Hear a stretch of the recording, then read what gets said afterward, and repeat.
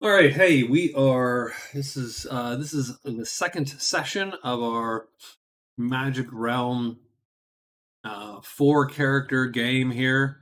If you joined us for the first part, we got through days 1 through 11. There's a little bit of a haul.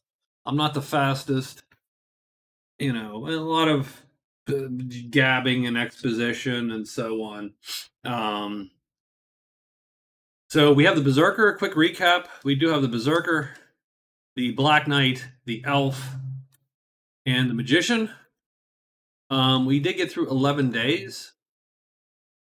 I am playing with a quest variant that is sort of a homebrew quest variant. Sorry, make an extra noise in there. Just figure I'd close the window, but homebrew quest variant. So you'll see down at the bottom here of the screen, I have the quest names listed, and I will largely have to go over them verbally to get you an idea. So bridge magic is cross 3 bridges. That's an easy one, but you gotta find them. Survivor is surviving 3 or more chits wounded, and pub crawl is to visit all the garrisons. Now all these come with victory points and a reward attached. Excuse me. So part of the challenge is figuring out what you can do in the time allotted, and if it's worth doing. The Black Knight has locate the horde, which is literally just locate the horde, so that's a pretty easy one. Find sea navigator is find 3 secret paths or passages, and then explore the caves is to map all 6 clearings in the cave. So you have to spend end of phase in all. The Elf has Dragon Slayer, Troll Slayer, which are very self-explanatory. Heavy or tremendous will do. And Damsel in Distress, which is to rescue the damsel in distress. Where the hell is she? She's at the lair. She is the fleur de lure there. And you have to take her back to the small campfire. And I have no idea where that is. So those are rough. The elf spent days trying to kill a tremendous troll, but his chances aren't great. And the magician is locate the vault, woodsman, which is to find the small campfire, and the gift exchange, which is to simply give any treasure to one of your friends or allies, and you get one back.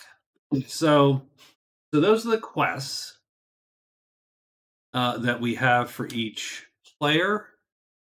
I played 11 days. It was eventful, I think. I think the highlights. So my take on the Berserker was that I did not do a good job with the Berserker. Didn't do much. He did not have. As you see, he scored 6 prowess, I call it, which is sort of a mix for this variant of fame and notoriety. He sort of got stuck over here in this section of the board. And you'll see here the tremendous troll, a bunch of goblins, bats, dragons, and the demons. So this hex turned into sort of a weird death hex. And really the barbarian has not had a good... Hey, Six, what's up, man? How are you doing? It's nice to see you. And yeah, the Berserker, it did not get pretty... You were very emotive today. What's going on? What are you playing? Oh, I wanted to ask you, are you going to play New World? Oh, hey, Michael, how are you? I meant to ask you, Sid, if you're going to play New World, because I picked up on Steam early access. You get access to the beta. So, it's okay. It's interesting. Yeah, it's good. Good to see you, man. Yeah, it has been a long time, actually. I haven't been on really for quite a while. I played a couple Evenings of City of Heroes on here, but that was a month back, maybe almost. Um, and now I'm back. I'm just playing board games. So, frankly, if I'm to be quite honest, I didn't expect anyone to show up. I'm literally doing this just to get the video. So, um, but having said that, it's nice to see you all. So, um, not the most but not the most action packed game. This is literally my favorite board game of all time. So I'm all in. Yeah, no, cool. I'm glad you stopped by, man. Everything's going fine. Work's busy and you know busy and a little crazy and a little clunky at times. Um, and otherwise trying to get into more tabletop gaming. Really, do I want a donut? Uh, No, man, I'm trying to lessen my sugar intake all around. I cut it all together for a while, and but now I'm back. But I haven't cut. I'm not. I don't know when Fallout 4 is again. I have to check the mod scene. Um, Actually, Michael, I have to check out what mods are out. I haven't seen a Horizon version in a while. I don't even know if it's being developed anymore. Um, but I have not looked and seen what mods are available for Fallout 4 in a long time, and that's I think what would get me back is checking out the mods and getting some mods in there because I love I love Fallout 4, but I love going back and going, oh man, boom, mods, and then you get a bunch of mods. So, but yeah, no, it's nice to see you. I will definitely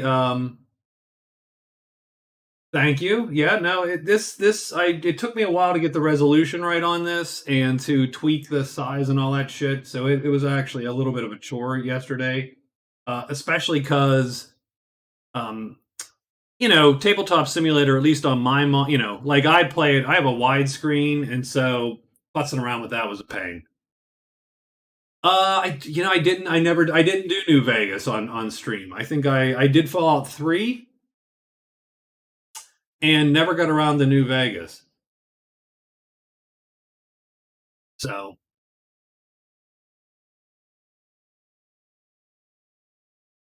but yeah, no, I will. I'll have to give you. I'll have to tell you when if I'm gonna do Fallout again anytime soon. I gotta go look and see. It's been a while.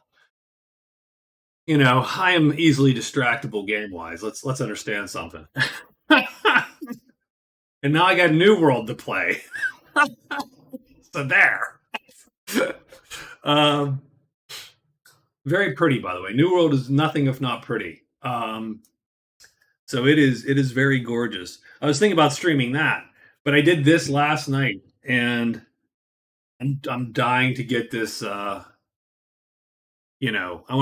dying to get this game actually completed, and it does take a while. So, all right. So anyway, I'll get back to my goofy. So I was talking about the Berserker. I was a little disappointed in sort of where he ended up. I think we got sort of stuck here, and in this goofy, I'll move these here, this little death hex, and so he has not scored very well. The Black Knight had a very eventful game the first 4 days. He had a great 4 days. Let's just say, it's like the story of my life. I had a great 4 days, and but ended up getting ambushed by a set of ex-goblins in the caves here, trying to find the lair. Actually, is where he ended up. Later, ma'am. Yeah, have a good night, Michael. But yeah, so the Black Knight ended up in the caves trying to complete some of his objectives. He got jumped by 6 axe goblins, and he beat them, which I was a little surprised. It could have gone either way, I think. But he did beat them. He got his ass kicked, though, and then had to run all the way back and heal for, as you can see, 4.5 days. So actually, about half his game has been spent convalescing at the inn. It was a great fight, and it did give him quite a bit of notoriety. So he did score 1 point, and he is in the race for the prowess battle there. Um, yeah, something's not right on these. So when I load the game, it screws the spell slots up, so I will have to redo them. But anyway, so he sort of made it, and he got, what did he get? He got Spider Slayer, I think, is what he scored. So he's doing okay, but could be better. The elf, there you go, and you can see how these all sort of every time I reload this thing, this sheet goes nuts. So what I do is I just copy and paste them down here. Copy paste, and these ones sort of are dead after we reload. The elf has killed a few. What's he killed here? 10. He's killed. Oh, he went and killed a few goblins from ambush. But yeah, not the most exciting. Not the most exciting for him. He's tried for a while to kill this tremendous troll who's sitting here now with a gaggle of goblins guarding him. But yeah, we tried to kill this troll, and the elf does not have a great chance to kill the troll. So it's taken forever, and he has had no luck. And now a bunch of goblins have shown up, and now bats have shown up in the hex, and dragons and demons, and so this hex has become really quite the little quite the it's the elf's personal Vietnam. So yeah, it's a little bit rough. The surprise has been the magician, who also has spells to copy. I am not great with the magician typically. The magician, though, hired 2 rogues and has been using buffs on his rogues to kill as many things as possible. And so he is, I think, in the lead at the moment, at least in terms of all the stuff that we can check right now. So he has 1 point from cards and 34 total prowess from killing monsters. His rogues have killed the monsters, but he's helped a little bit. And so that's about where we're at on day 11. I was trying to so what's everyone going to do? Great question. I should have thought that far, I think, before I got to this point in the video. I think the Berserker's goal originally was to sit here and hope that that the Lancers would pop at the large campfire. They were there. They moved off before he could get there. So that would have fulfilled his envoy quest, but unfortunately they bolted and he is now stuck. So I do think that he's going to try to return, back into the rest of the board since he's sort of isolated over here. But as you might note, he has to go through some really rough clearings to do so, with 9 goblins and a troll and 2 giant bats, and none of those are great fights for the Berserker by himself. The elf would love to kill that troll and score, but at some point, he's going to have to make a decision. That troll is a 1 in 6 chance to kill, and that's just not a great chance. And so we've not had good luck at all. Black Knight just has to get back into the game, frankly, after resting for over a third of it. And to some degree, the magician, though he was looking for the altar, I do think the 2 dragons are going to dissuade him from trying to take treasure out of there. So I do have to sort of refactor everyone's plan here a little bit and get myself moving. So let's figure out our day 12s here. So I think for the Berserker is going to Berserker's going to go with he has bridge magic, and that is cross 3 bridges, and there are 2 right down here, so that's a good look. and I think he's going to try to maneuver his way through and get there. Now the problem is it is a little bit of a hose job getting through there, and he'll have to sneak through at least 3 clearings. There's no way around any of these things. So I think that's the first, and this is bad because you can't. You have to go 1, 2, 3. And if you get stuck there, you are stuck. Berserker's stuck. That's not a great. It's not a great scene for him, by the way.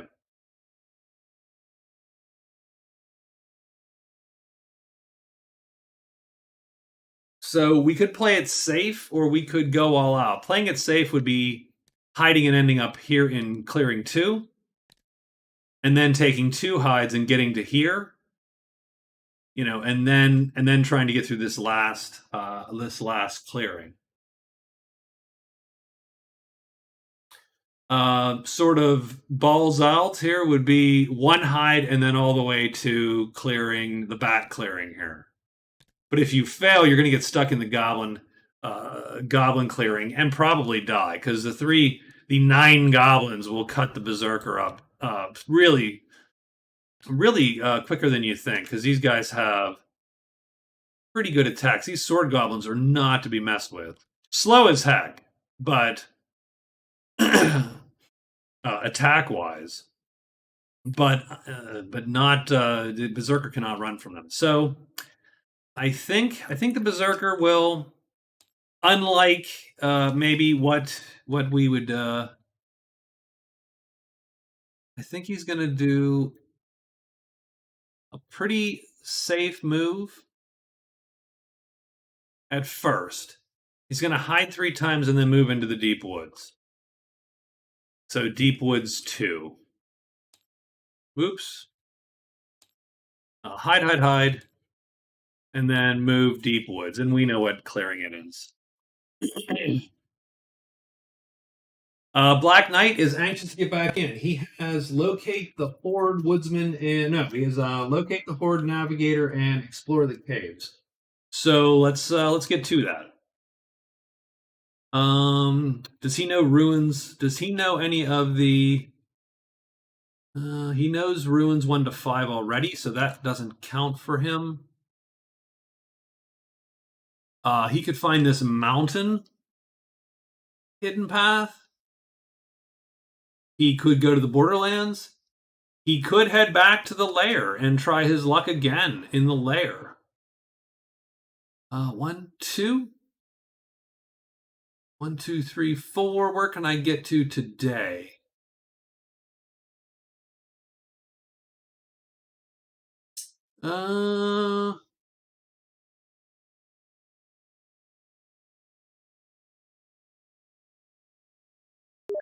I think he's going to run up to. I think he's going to run up to the caves again. Oh, my father is messaging me.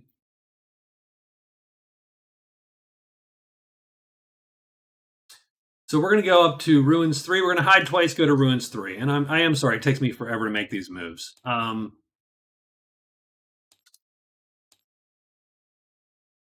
we're going to hide, we're going to get to Ruins 3.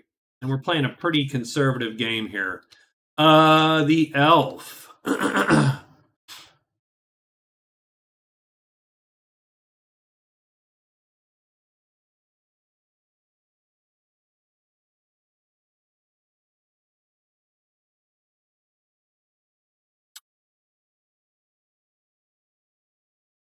The elf could rack up points.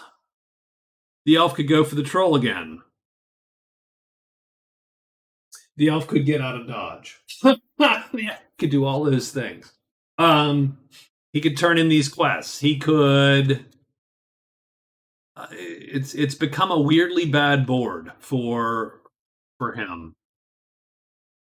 He could try to grab a treasure from the cairn. He could.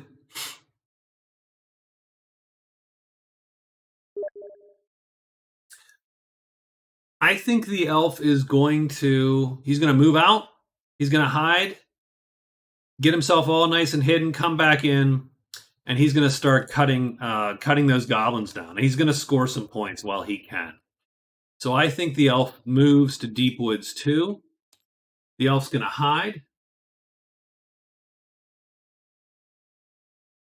Sids, yeah, I've uploaded one of these to YouTube. I don't know if it's even done yet because it's freaking gigantic. So yeah, I've done one so far. So he's gonna hide. That's three hides, and then he's gonna move back into Deep Woods 5. But yeah, I've only loaded one, so I have to start. I think I'm gonna start trying to do that and save them. And the magician has pretty much he has pretty much decided that the two dragons and the tremendous are a little too much for him. He's had good luck so far, but I'm not going to press it. So I think he's going to head out, and that means 1, 2, and then. So the danger with a single hide is just that. Getting caught by the bats is not good for anyone because almost no one can run from the damn bats. And so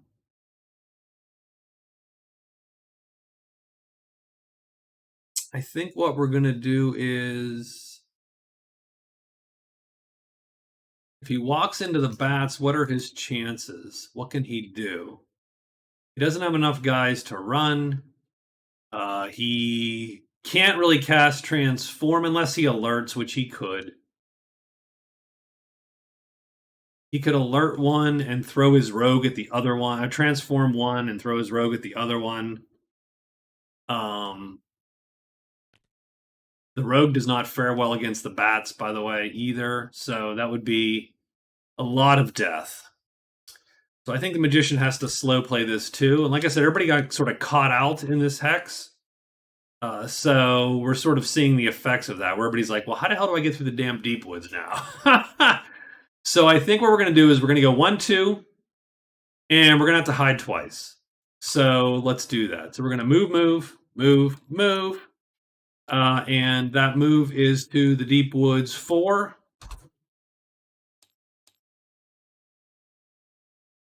And we're going to hide twice, and that's where we're going to be effectively. So it's a sort of uneventful day for all that talking. Not much is going to happen today, unless this monster roll sort of kicks our butt, which it has so far in the game. 4 giants and trolls appear today, so we are looking for gray hexagons out. And the Lancers would appear in the campfire if only the damn Berserker would have stayed there. Oh, okay. No, the die rolling has been just a little bit of a disaster for certain characters. So the Berserker goes first, Black Knight, the Elf, and then the Magician goes. So now we adjudicate everybody's move. And the Black Knight's going to hide 3 times. And remember, only a 6 fails. He fails once. He succeeds, so he is hidden as he moves into the deep woods. And the interesting thing is trolls are prowling. Let me get these goblins off of there. The troll comes and trounces in. He heard something, but the Berserker's hidden. Alone, the Berserker has a 50-50 chance against the troll. Tremendous Troll's a little bit of a badass for almost everybody. Let me put our Berserker on top. I think these chits are just the tiniest bit too big, but oh well. Anyway, it is a Black Knight's turn. Black Knight is hiding twice, moving into the ruins, so we will roll the hides. He's going to end up there, and he is hidden, so we'll flip him. Bones draws more flippin' trolls, actually, if we have any. Yes, we do. We have some left. So, zoop, and he goes over there. Let me make sure it's Bones. Yeah, Bone C. That's us. So he gets a tremendous troll. Black Knight cannot deal with a tremendous troll at all. There's no two ways about it. That is not a good fight for the Black Knight in any case. So, okay, we are gonna just not even deal with that. We're gonna run as soon as we can. The elf. He's moving out, moving back in. So the elf is gonna move out. Well, that's fascinating. The elf's unhidden. He moves out here, thinking everybody's gonna stay in there. He moves over to here first, and he was gonna hide because he gets more chances to hide. And he wanted to come in hidden. The problem is now that the troll is harassing the berserker, the elf wanders in unhidden. The troll blocks him, and so now there is definitely going to be a fight in that hex, and nothing else is moving. And the magician is going to move into Deep Woods 4 and then try to hide. The magician moves there, and then he rolls 2 hides for about an. Oops! I just flipped. I didn't. I just flipped the dice there. Okay, and he's hidden. And the troll who's prowling, but he's stopped because him and the elf see each other, and that's our fight right there. So now the berserker has sort of a choice, right? The elf is stuck there. The elf could run. He certainly can run. It does not. It's not a great.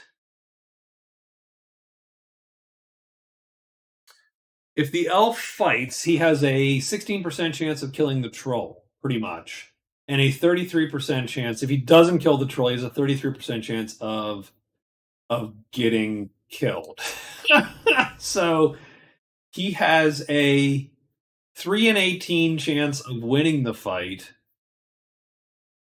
and a 5 in 18 chance of losing the fight in a given round, and a 10 and 18 chance of the round being indecisive. The berserker. So my sort of mental rules for this 4-player match is no outright PvP, but but they can sort of join in and help if they want, if necessary. But there's no obligation, so to speak, to help the characters. I think the berserker would love to get a shot at that troll. The elf could just run, but he's going to be stuck then between goblins and trolls. So he's going to be in this running loop. So I do think it behooves him to at least try, and maybe the berserker helps out. So okay, so let's do this then. Given that plan, let's bring us over to the elf's sheet. So the elf has the tremendous troll on him. And the reason the troll goes on the elf is that the elf is the only visible dude there. So he sort of stumbles in. And for his action, the elf is going to play. There's no played this today area. He's going to play the M3, which is, see, the troll's move is a 4. He plays a 3. That allows him to flip his bow to the really good active side, and then he's going to play. And we don't need. We just need to play a 4. And our slowest, easiest chits. We don't want to fatigue if we don't have to. This is going to be quite the ugly fight anyway. So the berserker has no one on his sheet. So for his action, he's going to use this chit to flip his axe, just because it gets it to the faster side, and that allows him to. He's going to do tremendous damage if he can, and he's going to play on the elf's sheet also.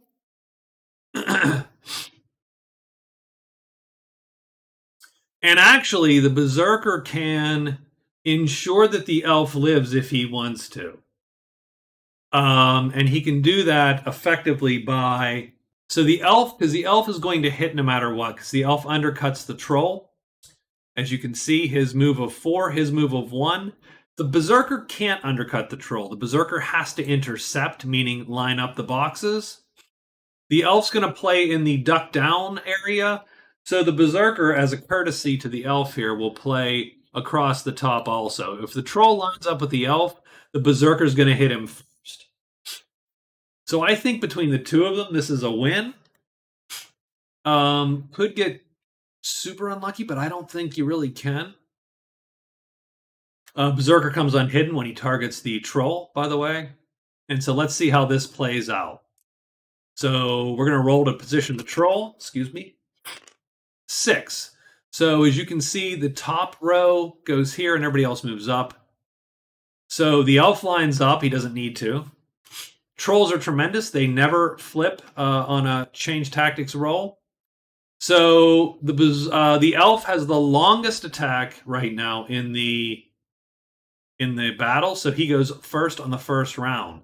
And he has to roll a 1 on a 6-sided die on the missile roll. So if you look at the missile roll here, the elf is doing light, medium, heavy damage. Light, medium, heavy. He needs to do tremendous plus because the troll is armored and will reduce the level of damage by 1. So let's roll this bad boy. He rolls a 4. He's not going to do enough damage. And the arrow thunks helpless, uselessly into the troll. But the troll does miss.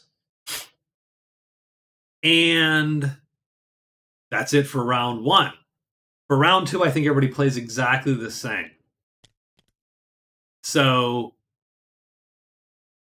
the Berserker is going to play here. Now on round 2, it's not weapon length, but speed. The Berserker's speed matches the troll's, and then the tiebreaker is that he has the longest weapon. So he'll still hit the troll before the troll tears the elf into shreds. So we're going to play all the same crap. So the elf hit, so his bow flips, so he's going to play the fight M3 to flip it, and then the fight M4 on it.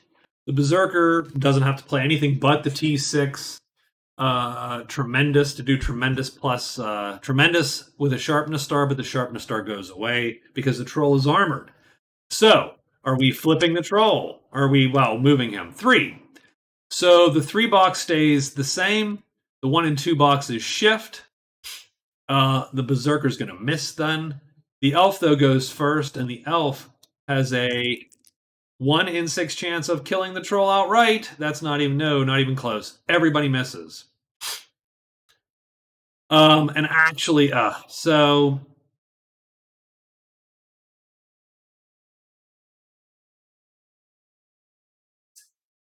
and that's I should retro that, right? Because I think what the elf would do is play a faster move. Thus, he has to fatigue. So he'll fatigue a fight chit since he played both a fight and a move this round.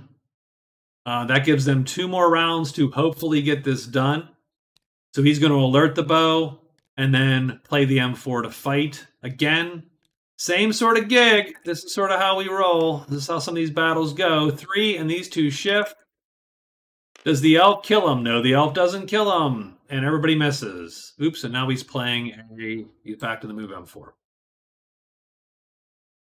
Okay. Well, second round.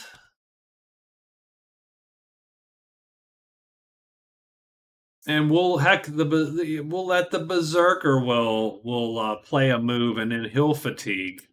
There you go. They're truly teamwork here. Roll 2. So the 2 stays the same. These 2 flip. The elf shoots and hits with a 1. The elf kills the troll. Hey, that took forever. And let's understand something. That troll popped on one of the earliest days in the game. they've been trying to kill that guy for ever. So okay, so pretty much, Troll is dead. The elf actually gets the kill. The two chits are fatigued between the two characters. So it's not. Oops. Okay, hold on. Skip. Click. Let me click out of there. So it's not a super costly fight, really. And they do get rid of that troll, which has sort of been dogging them for quite a while. The elf, though, and maybe this is where I'm being a little bit too happy and teamy. The elf gets to turn in Troll Slayer.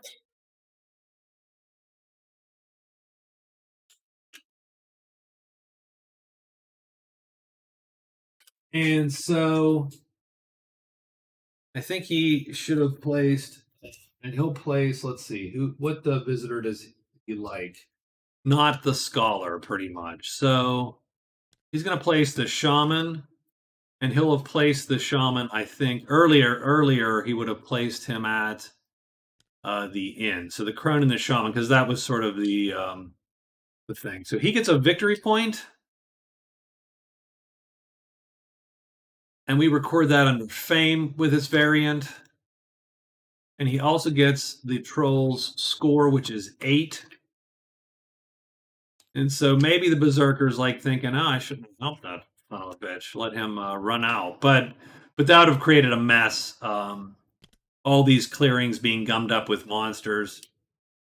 So I think overall, just to clear up the mess, I think that's not a bad trade off there.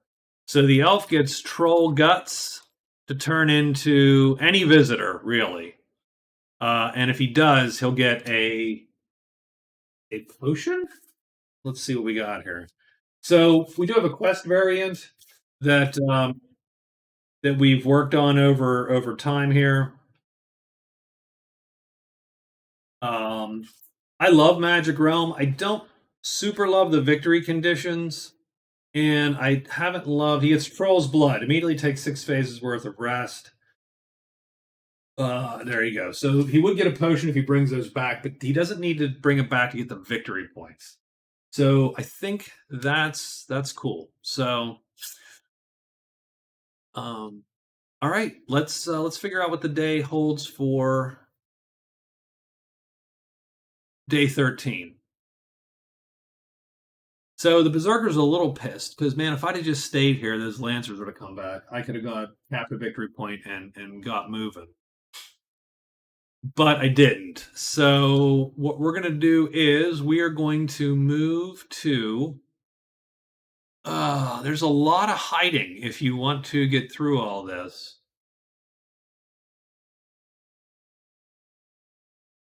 Otherwise, what bridges can you take to clear your bridge quest?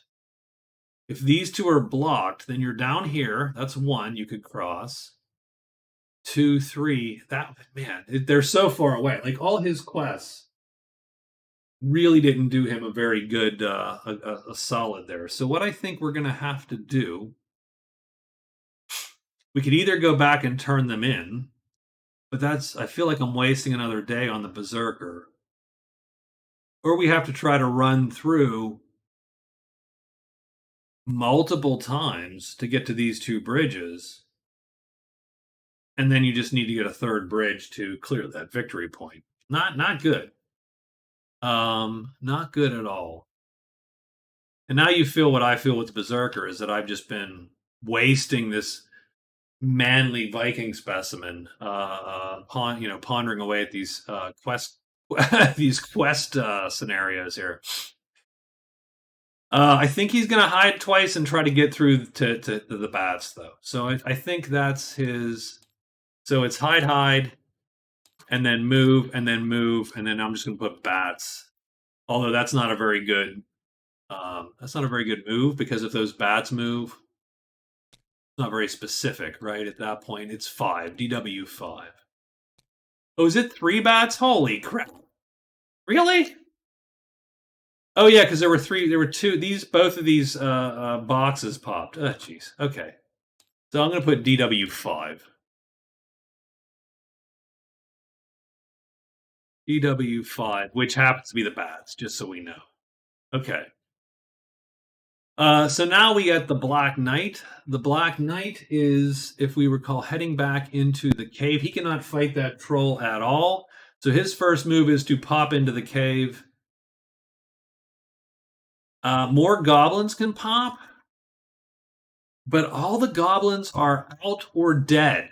So he is going to, and this is where, if you know just enough about the game, he's just going to move into cave 3 and he's just going to walk to here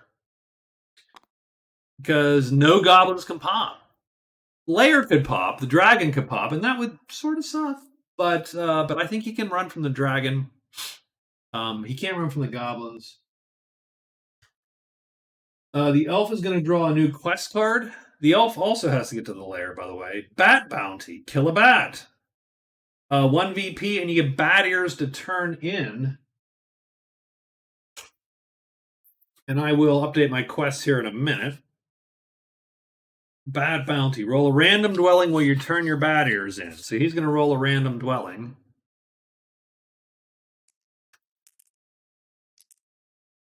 And that random dwelling is a 3, which is the house. Ugh.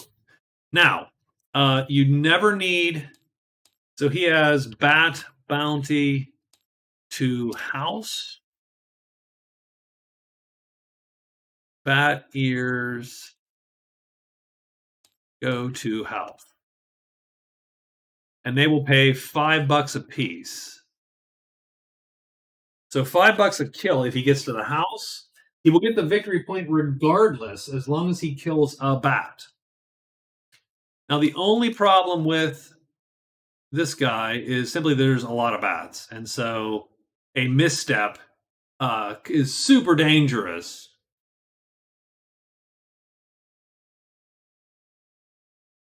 Super dangerous for our guy.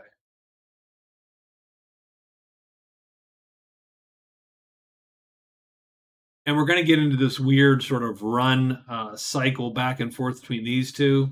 So we might want to get all the way through. So 2 hides, 3 moves, maybe to mountain 4. Let's try that. So he has an extra hide, a hide, and then move, mountain 4. Done. So that's the elf's day. The magician's day. Magician is decided against trying the altar for the gift exchange. He would love to locate the vault. The vault has a ton of goblins in it, though. How about 2 hides and a move to mountain 4 also? And he's running out of time with his rogue, which is going to suck a little bit because he hasn't earned any money even. So little dicey. He's been the surprise in that he's killed a lot of stuff and done quite a bit so far. But once those rogues go, I'm a little concerned for his strategy. All right, so that's the day. We'll take these chits, put them back in the sequence of play there, and roll our monster roll for day 13. Well, that was going to come up before because sometimes I don't like how the dice roll, just because I feel, you know what I mean? Like, I sort of feel that you could probably get good at, I don't know, manipulating them. I don't know. Anyway, let me roll this. I'll sort of try to. Here we go. 1 dragons. Oh god. Okay. A lot of dragons are out, but someone's gonna hit the lair. That's bad. That's bad timing for our Black Knight. And this is sort of how it's gone. Is that the absolute worst monsters come up at the absolute worst times. I suppose if you play Magic Realm, that is sort of how it goes. So we're going to hide twice and try to get out of dodge. That's what the elf is doing. and you will fail all your hide rolls when you need them. But so 1, 2, 3. So mountain 4, and nothing appears here in the mountains because we don't have anything to do that. The Black Knight will dumbly wander in to the lair, and I believe, strangely enough, does he get the damsel because he ended a phase? You have to locate the lair. Well, has he located the lair? This is a good question. He had not found the lair as of that time, so he would have to have located the lair and then be unhidden. So here's the problem. The problem is he wanders into the lair, and the lair is going to pop the tremendous dragon.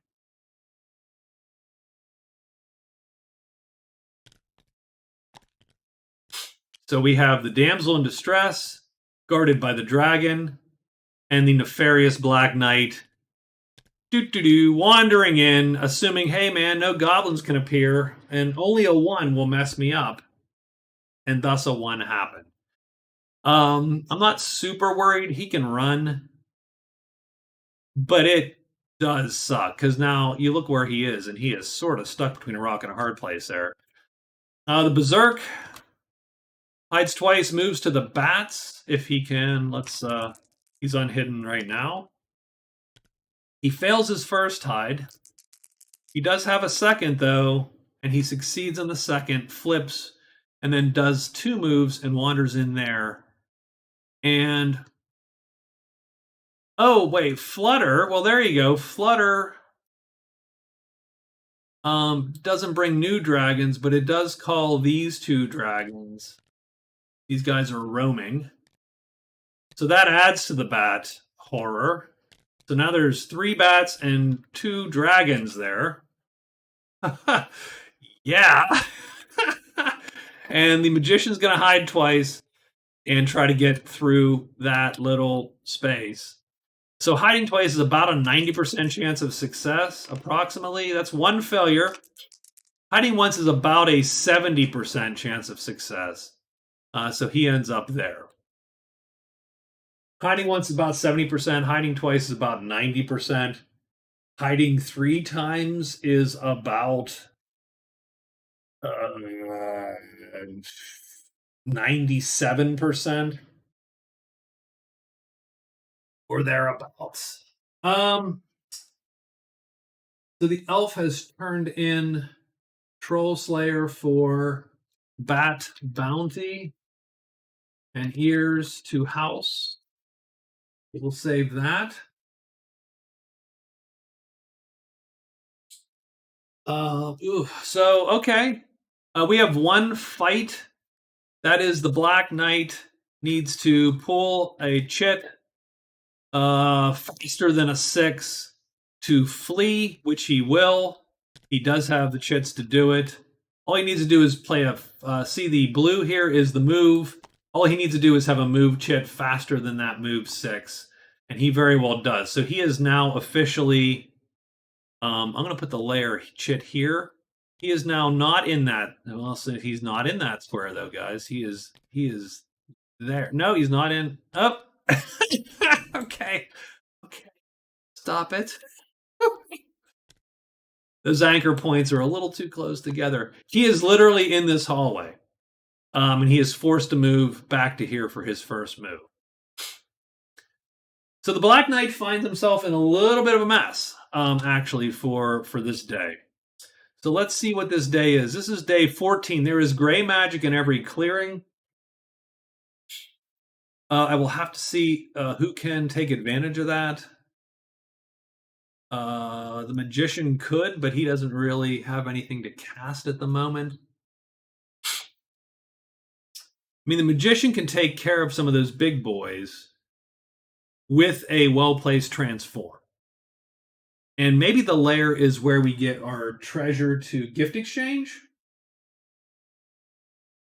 We could also use, we'll never find the small campfire with this board, because it's in one of these 2 woods hexes, and both of these woods hexes are super remote. This one is less so, I think, than this one. This pine woods is all the way through the cavern here. This one is only through the borderland, which is a little bit of a hose job, but not so bad. So I think maybe our magician's choice is either to head into the lost city with the ultimate goal of getting through to the oak woods and seeing if his friends are there or his small campfire is there, because that'll get him a victory point. But he also does have to locate the vault. But that's here, and I think that's a dead one. So he might also want to try to turn that in. He could go kick the troll's butt, maybe, and he could maybe look and get the lair.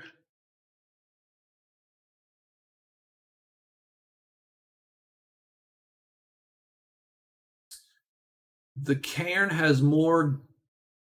This is a little more dangerous. There's a little more going on up here in the borderland than there is in the caves. But there's also other characters there too. So 1, 2, 3, 4. He could just end up in the wood. And I think the wood. So the first thing is whatever we roll does come off the board. So that's something to be wary of. I'm sorry this takes so long for me to adjudicate, figure out these moves. Doing it for 4 characters actually does not make it easier in any way, shape, or form.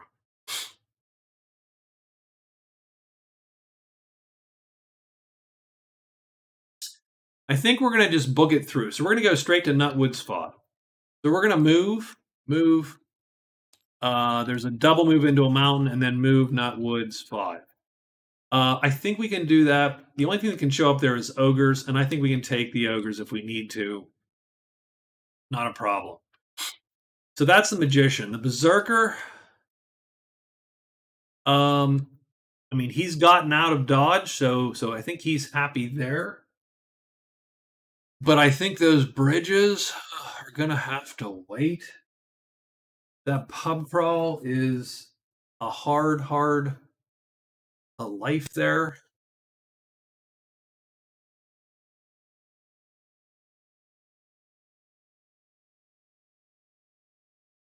We almost need a buddy. We almost need a buddy to go fight the troll with. So let's go 1, 2, 3. Let's go hide once and then do a quick move down into the ruins. So hide, move, move, move, and that will be ruins. And then that's ruins. 1, 1, 2, 3. 2. Ruins 2. Oops. Darn it. Doesn't hide, hide, hide. Move, move, move. Ruins 2. So he is done. The Black Knight is sort of stuck. He has to move to cave 5 first. And then, and he right now he just has to hide because he can't fight either of those guys. So he just has to hide once and then figure out which direction he's going to go and go with it. The elf, I think, is the last one to have his move here. And the elf, where'd the elf end up? There the elf ended up. Let's flip him, flip him. No one's actually starts the day hidden. We always start the day with a balanced breakfast. I mean, killing 1 bat is going to get him points. If those damn dragons weren't in the way, I think I'm going to hide a bunch and go in and kill my bat. I think that's what the elf's going to do. So we're going to hide.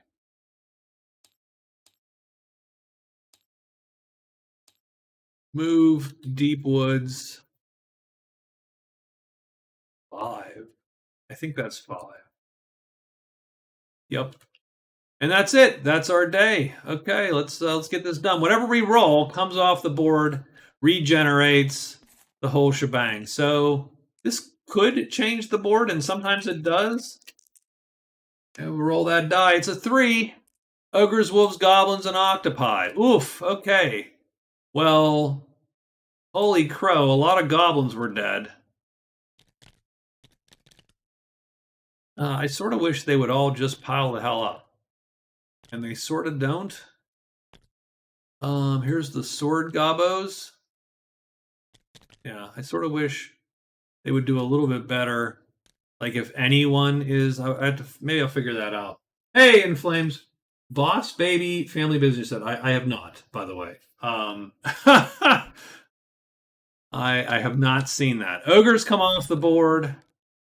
That's a little bit of a dicey thing for the magician. So now we also take these gobos off the board.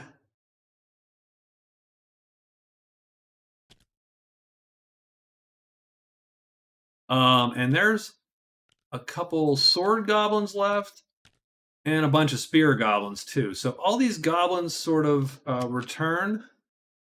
They also regenerate, which is a little crappy for some of our characters wandering into the caves. But that's it. That's our roll. And let's. The other thing too is the patrol theoretically comes off the board also. So patrol and 1, 2, 3, 4. Berserker's first. Berserker is moving into ruins too. And he does. So 1, 2, 3 after a hide. So he does hide. And there you go. We get goblins. Because there you go. That's what happens. So the goblins move, well, they regenerate and they come back into the ruins. Interesting. Black Knight is next. The Black Knight moves here, and he has to hide because there's really nowhere else for him to go. He does thankfully hide, and it is probably great that he hid. And he has some TSD action because he gets jumped by, I think, 6 spear goblins. 1, 2. I mean, I know there are 6, but there should be 6. Just wanted to make sure that they're. And man, like I said, I just wish they would pile up. There's got to be. I got to learn Tabletop Simulator a little better because I know there's a keybind. I'm sure to do that to just pile everything up. Having said that, the Black Knight could take 6 spear goblins. Could he? He can take 6 spear goblins. So you'll notice the nice thing about the spear goblins is on this side they don't attack. On this side they kick his butt a little bit. But could he get away with, could he get away with killing a bunch of them before they flip? And then killing the ones that flip, hopefully 1 at a time or 2 at a time. In any case, the Black Knight's in a conundrum because if he walks out of that clearing, he's sort of stuck now. Failing a hide means he's stuck in a permanent run loop, kind of here so it's a mess. He's got to do something. The elf is hiding 1,000 times and then moving into the deep woods to kill a bat, hopefully. And he does, flips, he goes there. Oh God, okay. With the caveat that a bunch of goblins also appear. Now, patter 2 goes before howl 5. That's why they're numbered. And they go in order. So luckily they appear here and not here because that would make this all a little crappier for the elf. The magician is going to move all the way into the nut woods. Just 1, 2, 3, 4, just like that. Unfortunately, what he did not anticipate was that the ogres have returned from their slumber and they are there. So a lot of fighting going on today. Let's do the elf first because we can sort of adjudicate him a little bit. What do you want to say? We can adjudicate the elf a little off the cuff here because the elf is hidden. He is not gonna. He's gonna lure nothing. He's gonna play to alert his bow since no one's on his sheet. Now we're on the elf sheet, but that's just expedient. So we're gonna play there. We're gonna shoot this guy, and we need to roll a 3, 2, or 1. I believe we do light, medium, heavy damage with the bow. We have a 50-50 chance to kill this heavy, and if we do, and then we have 4, so we don't kill it. And then the question is, do we remain hidden? We do remain hidden, so that's good. So we will play the same 2 chits with the caveat that we will. We did fatigue actually in that one fight. So do we have the Berserker fatigued? I think we have 1 chit fatigue because we fatigued with that Berserker fight. Will we play to fatigue? We will indeed play enough to fatigue. So we're gonna play. So theoretically we hit, the bow flips, we have to play a chit to alert it next round, which we do, and we play a chit to fire it, that's this one. So we'll play 2 asterisks, that will fatigue us once and give us 2 more rounds of trying to shoot a bat. Let's shoot this bat. We do not kill the bat. We do not become unhidden.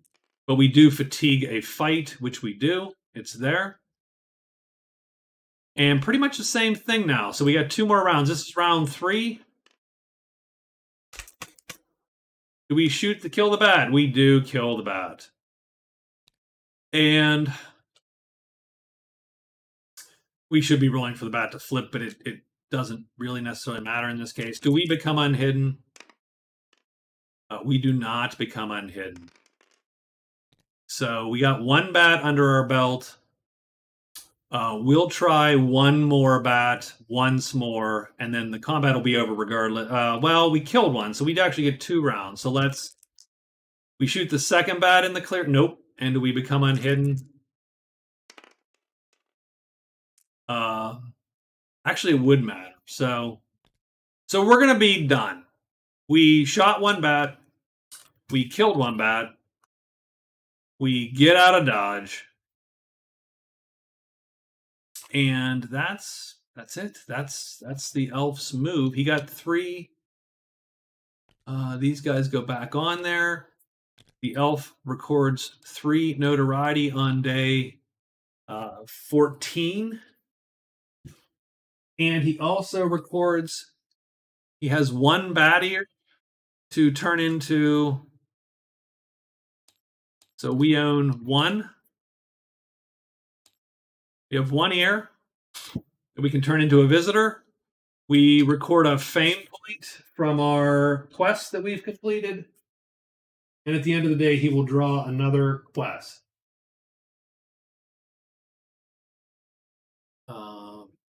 And he does arm or sorry about that. My phone popped off. And we will turn that off. Okay. So, elf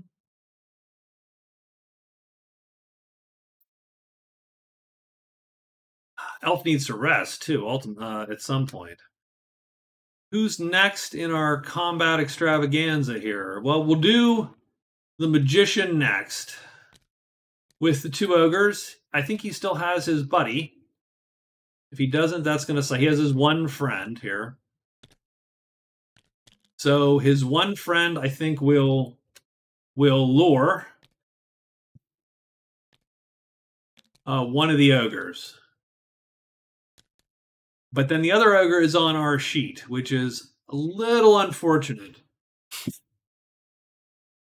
Now, ogres are luckily medium, so we can kill them pretty easy.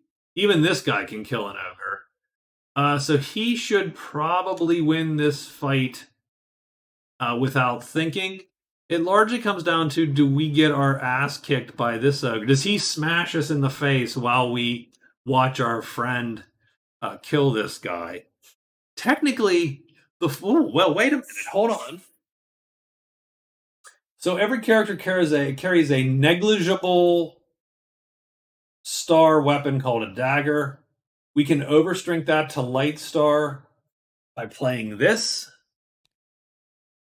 So that's a medium attack. Ogres are medium, so we could kill this guy. In fact, I think an ogre is an auto kill for our magician. I would not have thunk that at all, actually.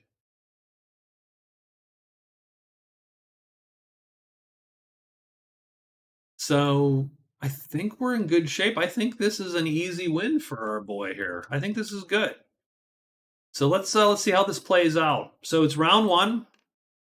Let's see where the ogre goes. The ogre goes here. We rolled a 3, so this box stays the same. These two switch, which we did. Does the ogre change tactics? He doesn't. And so now attacks go off in order of length. The swordsman is a 4. His M3 undercuts the move 5, the blue 5 here. So he will hit, doing heavy damage to the ogre, and the ogre is dead. Up here,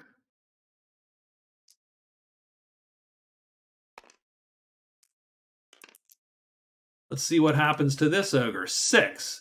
So this comes all the way down, and these two switch up. Does the ogre flip and change tactics? He does not. So order of length, I actually don't know. I don't know if a dagger has a length, actually.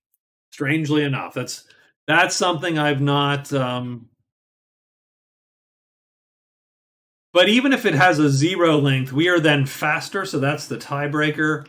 So we will hit first, doing medium damage to the ogre and undercutting his move, so we kill the ogre. Both of those dudes are dead. And we get 6 notoriety for killing 2 ogres. I will take the 6. The first we've scored in a while. There's no fatigue. And heck, our last couple days with our rogue buddy, he comes through again. 2 ogres, we'd have a 33% chance of still getting our face bashed in. But with our friend, it turns into a 0% chance. So that's sort of cool. Oh, and now the last fight. Ugh, okay. All right.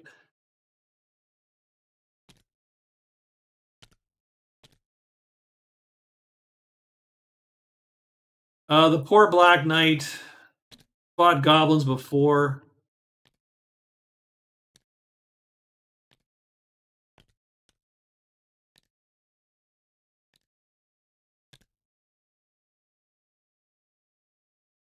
So do I pound them all up on 1?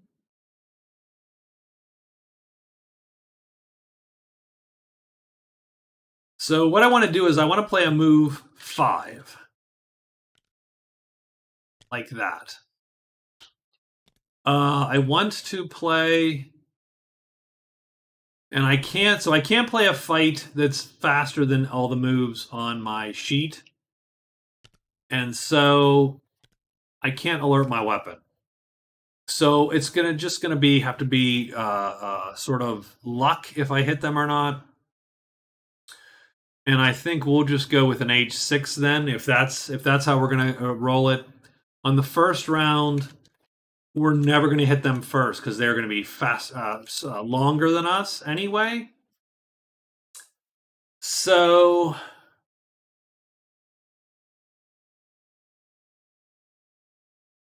pretty much what we don't want to happen.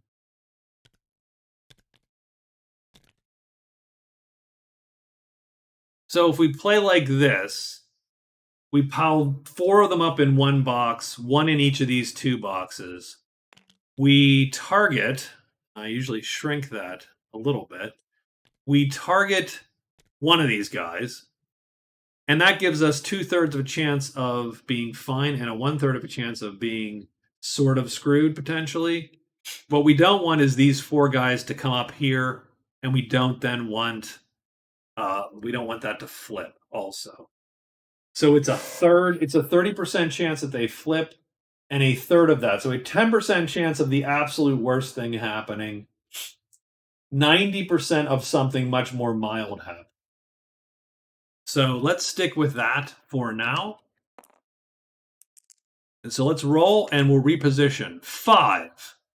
Okay, that is the start of a bad sequence. Because you'll see all the big bad goblins sort of show up in that one spot. They don't flip, however. What about the second box? He does flip, however. And then the third box. He does not flip. Okay. All right. All right. I can manage that. I've missed, so my weapon flips. I don't fatigue. So nothing happens that round. But this guy does change tactics.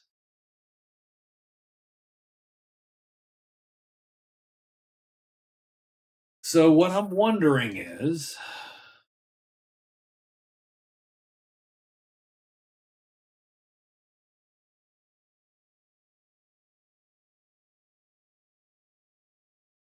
what's the best play here, right? Is it the same thing?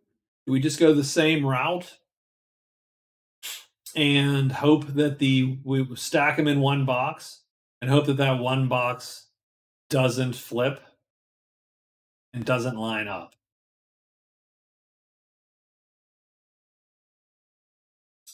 I think we're going to do that. I think that's going to be the general strategy. So what we're going to do is we're going to put these guys here. I almost wish it would tell you how many there were in the pile, kind of. Like there's a little bit of, I mean, I know it's a pile, but it doesn't quite look like a pile. There's 4 guys here because I know there's 4 guys here. But I could almost use it to be just a little bit more, you know, hey, buddy, there's a pile of us, right? And it all stacks them back. That's lame. Okay, anyway. So I think we're going to go with this route right here. So we can undercut this guy right now if he does not flip. So let's see what happens. Let's see how bad this can get. So let me roll this die as best as I can. 5. Oh god. Okay. So we're doing this again. These all come up here. And he goes down. Jesus Lord. Could we get any stupider on these die rolls? Roll 2 dice. Yay! Does not flip. Second box. Flips. That sucks. That's the worst of all worlds. Third box. Doesn't flip.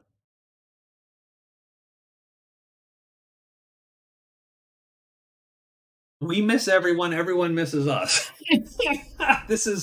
They're surrounding the Black Knight. And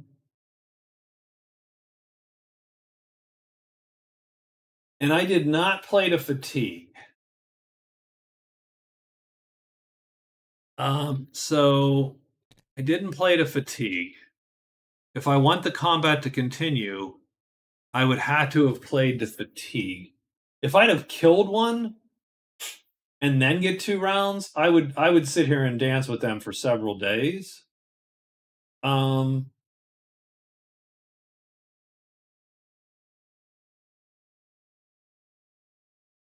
suppose the question here is,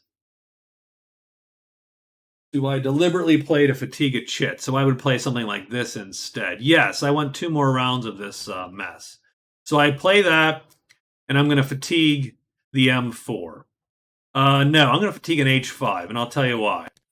Because an M4, when these guys flip, will hit one of these guys. So once there's a bunch flipped, I have a lot more options.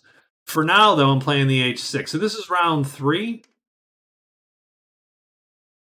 And geez, oh man. I'm going to play them like this.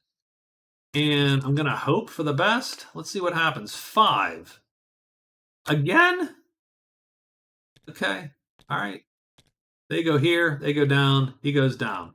And this is where it's gonna bite me now. I'm now screwed officially. 5. These don't flip. Well, that's good. Does this guy flip? No. Does this guy flip? No. Nobody flips. Okay. That's round 3. Man, and now it's round 4, and we have to make the same choice effectively.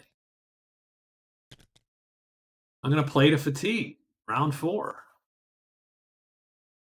And I'm gonna leave him. I mean, it's a third chance regardless. I'm just gonna leave him like this and hope for the best here. Let's 1 stays the same. Of course it does. Holy crap. These goblins want to kill that Black Knight hard. They just want him to die. Top box does not flip, thankfully. The second box does not flip. The third box does not flip. Oh. Okay.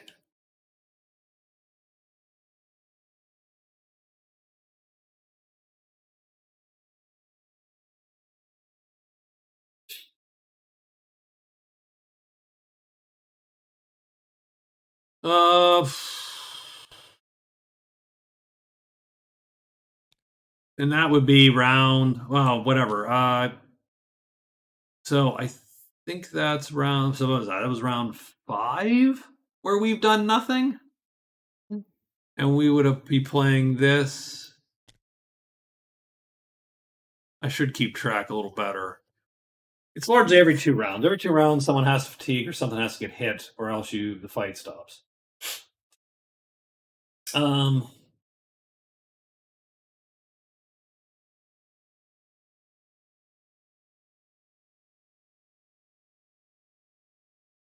All right, we're sticking right here, just like this. Done. We'll play this literally right here. 6.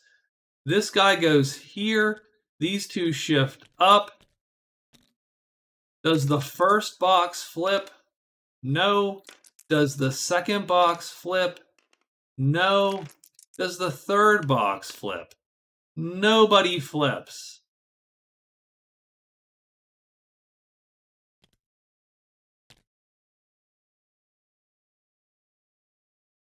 And I will have fatigued again. And then he will, I think, take that combat end. Although it doesn't do him a great deal of good, unfortunately, to end this fight.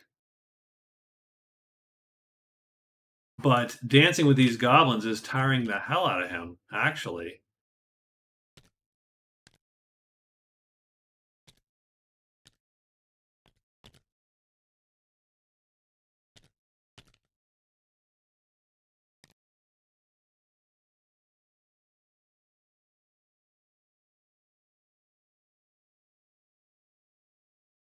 Let me think about that.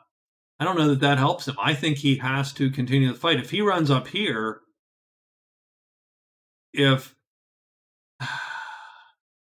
he sort of can't let that fight end, he has to continue it. If he can't win this fight and he goes to this hex, say, well, he can let it end and then hide. And if he can hide, he can get out of dodge. If he doesn't hide, he's just fighting again.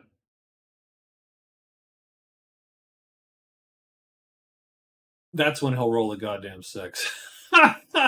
um, yeah, there's no great choice here. By now, after 6 rounds, you should have killed one of the goblins, or they should have hammered you already. And the answer is that hasn't happened. So,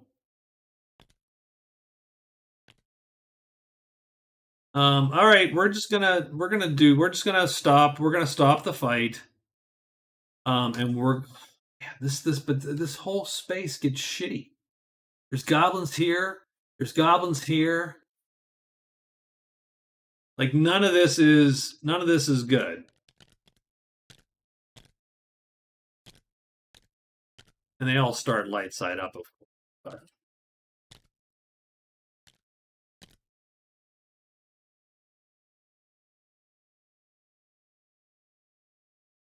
his move would be to hide and go here, and that's it. That we're gonna stick with that. That's all. So we're good. Ugh. Black Knight fatigues twice. He fights for 6 rounds to a total stalemate with these goblins. I mean, that's surprising in that he wasn't killed outright. The spear goblins sort of can be pushovers if you get if you got lucky on any of those hits and whittled them down to 4, for instance, or killed 1 or 2 of them. Totally different battle we're having here. But that did not go well at all for our guy. And I think we're on to the next day. Does anyone want to cast? He needs gold magic to cast, and he has nothing really to cast this juncture. But we are almost out of time with our rogue friend, and we truly don't.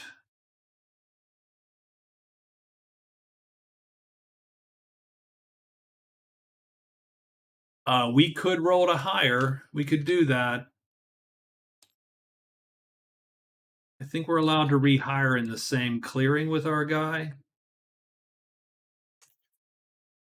Uh, where are we going to?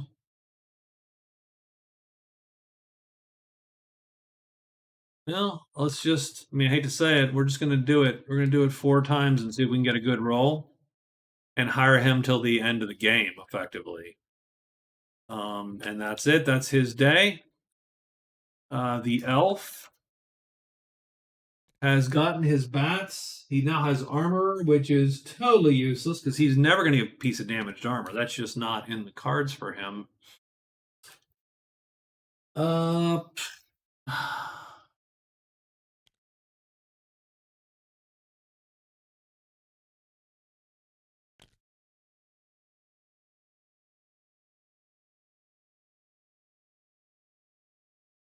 uh, well, he does have Dragon Slayer. He could try to kill a dragon. I think he's going to move to Mountain 4. There you go. So we're going to move to Mountain 4. We are going to rest twice. Rest and rest. We're going to use our extra hide before we rest, just in case. Then we're going to move back into the deep woods. Maybe cap a dragon before we and score another point.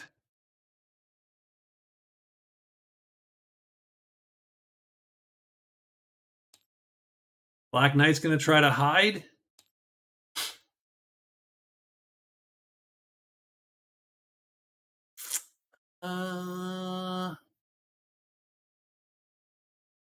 Man, I'm at a little bit of a loss. I mean, he's going to try to hide. And then I'm going to guess, I mean, we could obviously move. I mean, this is all a mess.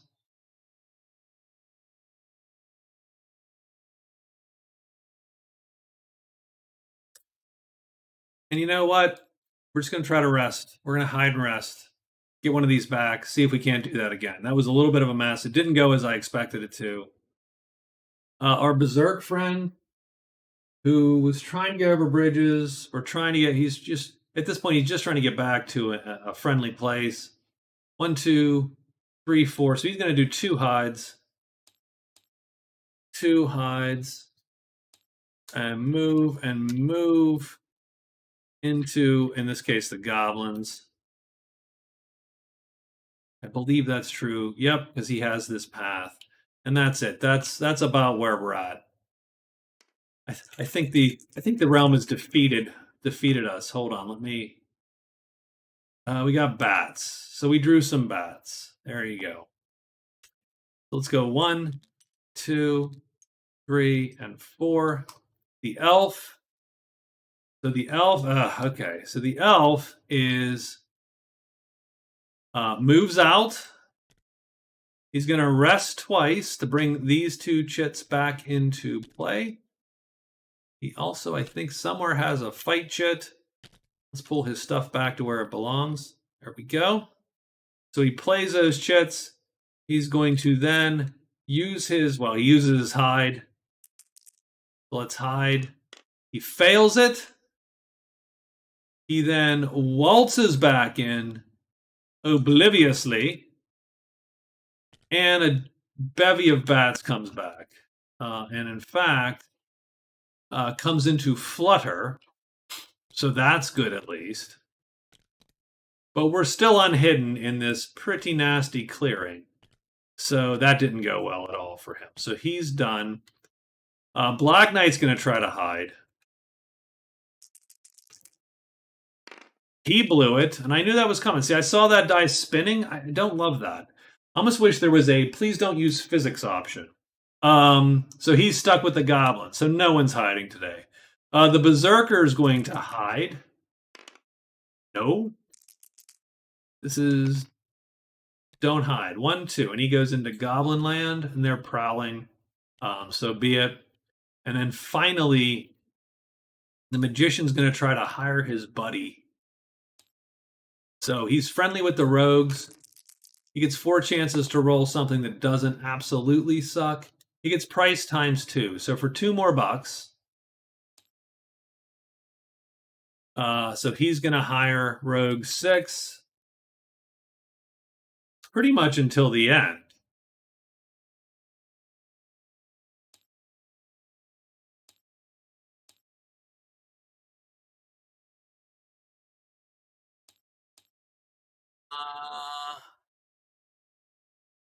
Okay, so he hires Rogue 6, and that's it. He is done.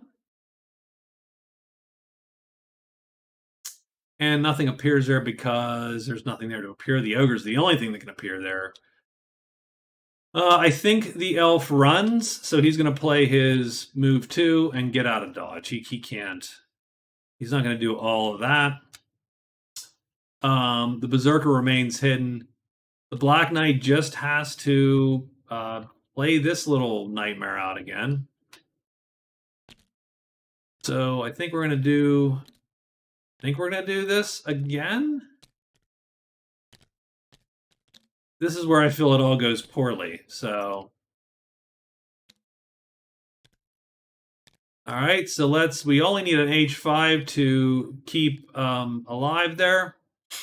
And we're going to play, doesn't really matter. We'll play a fight M4. We only need to do, this is, oh, no. I don't actually want to fatigue this round. That's not where I'm at. So we're just going to go for that. Super simple move. We're not fatiguing. We're hoping... 1? 1! Okay, so 1 stays across the top. These 2 guys flip. These 2 boxes do flip. 2 dice. Top guy does not flip. The second box flips. Oh, that's everybody. So that's a little dicey. Because now all those goblins have their spears. They finally figured out which side's the pointy side. They're like, ooh. Ow.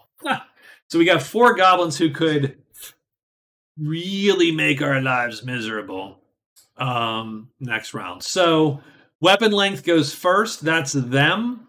They do not undercut my move 5, and they don't line up, so they miss.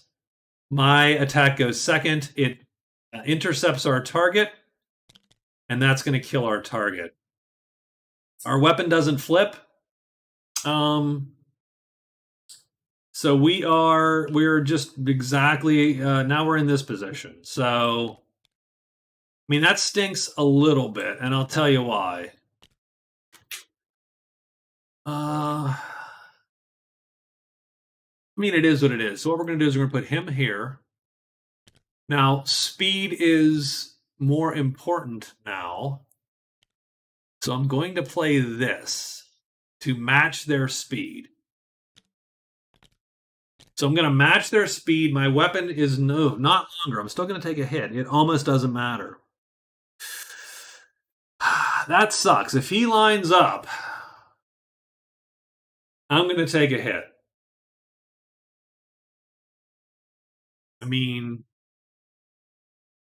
the only other option is to fatigue. It can fatigue. I'm going to do it. I'm going to do this. because that'll do two things. One is if he lines up, I'll still go first because no, I will not. Oh, yes, I will because my this is round two. My attack is faster than his H5. I will go first. It also undercuts him, so if he doesn't flip, I'm going to kill him no matter where he ends up on the board. So I'm okay with that. So let's roll the dice here. 4. Everybody stays in the same slot. Does the first box flip? No. Does the second box flip? No. Does the third box flip? No. Okay. We go in speed order. M4 is first. It hits this guy doing medium damage. It kills that goblin. He is dead. These guys go, but they do not undercut. They do not intercept. They miss. And he doesn't attack. So we are in good shape. But we do have to fatigue. And we're going to fatigue a move M4 because it is useless and we can't play that.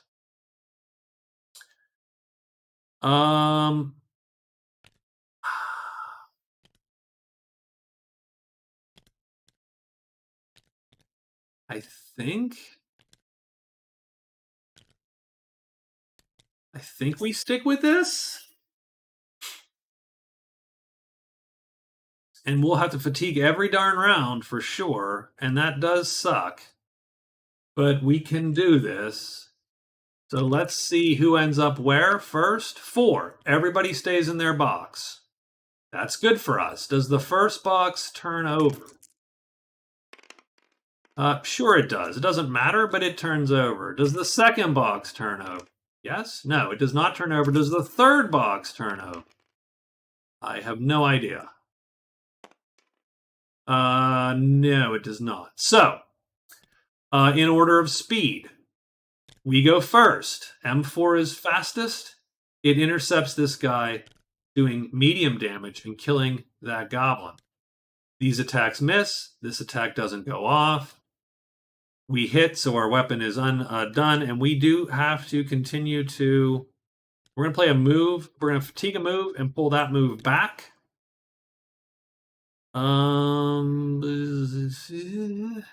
Sure.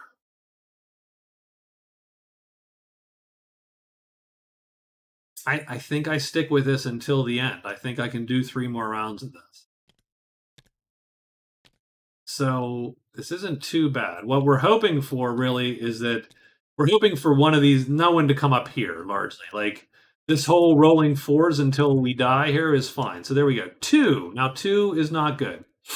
It flips these 2 guys. He comes up here. Does the first box flip? Yes. That's bad. Second box flip. No. Third box flip. No. Okay. My attack is still first. M4, faster than the H5s on the board. M4 undercuts his move of 5. It'll hit and kill that goblin, so he is dead. On the other hand, this guy now will intercept me. He does heavy star, so that's tremendous damage. That's big damage. -1 because of the armor. That makes it heavy. That still damages the suit of armor. And it wounds me, and I have to fatigue. So I am forced to wound. I'll wound this one. I am still forced to fatigue. And I am going to fatigue a fight H4. And I will pull back that.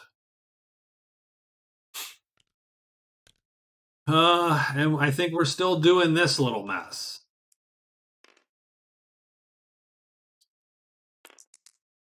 And we roll to see where they go. 5. Everybody moves down. Does the second box flip and change tactics? No, it does not. Does the third box flip to change tactics? It does not. My attack hits. This guy is killed. This guy misses. I have to fatigue. We're going to fatigue a fight M4. Okay, hopefully this is the last round of combat because I'm starting to get a little fatiguey. little winded here in this armor. Okay, so 3. These 2 boxes swap. Come on, don't flip. He does not flip. Fight M4. He is killed. The Black Knight is truly the Goblin Killer. He has fatigue one last time. And I'm going to fatigue this fight M3 and pull a fight M4 back. And I'll have to figure out what to do with all those in a minute. But we've killed 6 goblins. And 6 goblins is... we did it... So we did that twice. 21 more.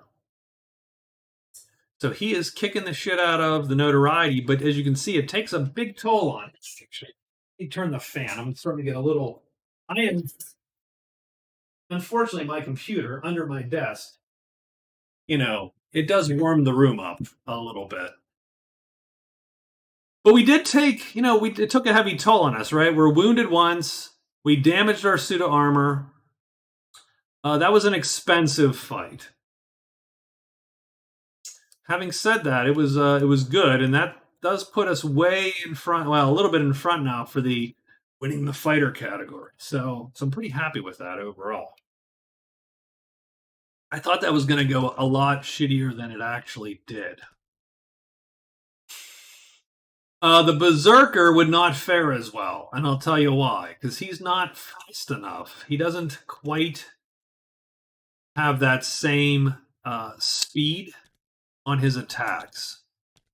He would love to fight that tremendous dragon alone, but he hates these trolls. He hates that goblin. That dragon is dead as soon as the Berserker gets up there.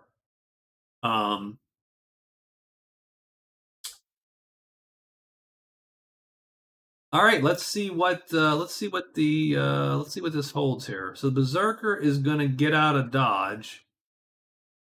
The company and the rogues. How does he feel about the company? Doesn't care. So I think he's just going to wander down there. So he's going to move into the inn. He will do a hide just in case someone shows up.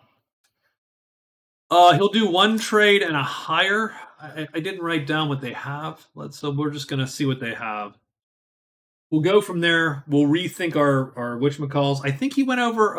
And we'll figure out our quest cards and all that too.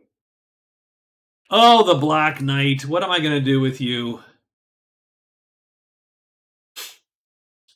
So the Black Knight is still stuck between a rock and a hard place. He's going to hide and move into the ruins, Runes 3. Because he's trying to get out. He has to get out of here if he wants to hide, move Runes 3. Done. The elf. I think the elf's trying to score his Dragon Slayer, right? So he moves to Mountain 4. Move Mountain 4. He's going to hide forever. Then he moves Deep Woods 5, hoping to be hidden. And there you go. And then the Magician has hired his rogue buddy. So the rogue's coming with him to the end of the game. Now, it's not as good as 2. He really could use another dude. But I think the Magician is going to hide and move into the Cavern 5, the cairn. He's going to try to find that cairn while he's here.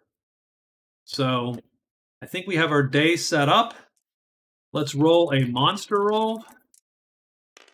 A 2, serpents, demons. Not a 3, but a 2. I don't really care if it doesn't match up, and I know what it is. So there you go. Oh, and by the way, this guy did regenerate. Sorry about that. I always feel bad because, when you watch people play games on like YouTube or Twitch, they play board games and they're adjudicating the game themselves. At some point, I'll go, "Oh my god, that guy's making mistakes all over the place." And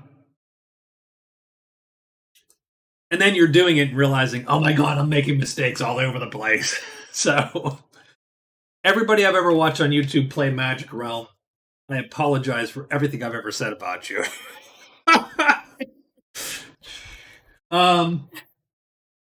All right, so let's take care of this. So that is our we got serpents and demons, and we're gonna do the magician first, then the Black Knight, then the elf, and then the berserker. The magician is moving into the Borderland 5. I'm sorry, I said C, but that's actually not what I meant. I meant Borderland 5. Oop, that's not roll. Can we roll these dice? That would be great. Okay. He hides and moves in there. Serpents and demons. Slither 6. That might draw something. It does.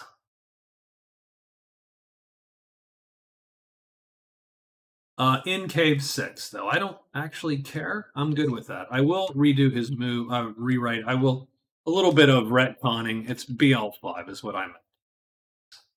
I meant to move, my mind got stuck between Cairn and, and so on. So, that's not the worst. If he does come, we can transform him. And so we can probably take that guy out if we needed to. So let's see who else's turn it is. Black Knight. Black Knight is going to hide. Come on, he does. And he goes in there. And Slither is nothing, so that's quiet for him. The elf's going to go here. He's going to several thousand times. He does. He wanders back in. Serpents and demons. Now the only problem, jeez, okay. Only problem is that guy appears. That guy's prowling. So we've got ourselves just a total shit show of epic proportions. He can still shoot and get out of dodge, and I think he's going to do that. I want one of those dragons, damn it. I want him. I've had those quests since the beginning of time, and they haven't done well. So we're going to flip. We're going to the Berserker. I keep doing that. Hides once. He's going to trade at the rogues. I do remember seeing these cards. What do we got? We got the Dragon Fang necklace. That'd be great. And the Oil of Poison actually is not terrible in any case. I might as well just leave these up since, I can remember.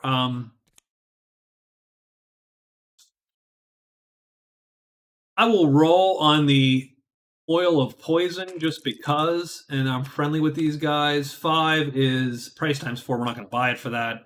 But I do have a higher phase recorded, and we're going to hire. Oh, no deal. And we're done. And does anybody appear at the inn? No, the woodfolk would have appeared at the small campfire, which we, at this rate, will never find. And so we are done. And we're done with the day, actually. So that's cool. We are done with the day. The elf.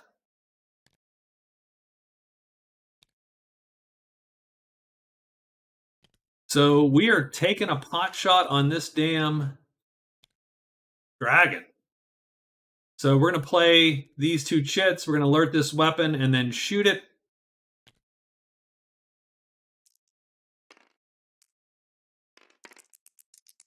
He needs a 1 or a 2. Let me get this sort of. Oh, I'm sorry. Hold on. I want to roll it like out of my sight. There we go.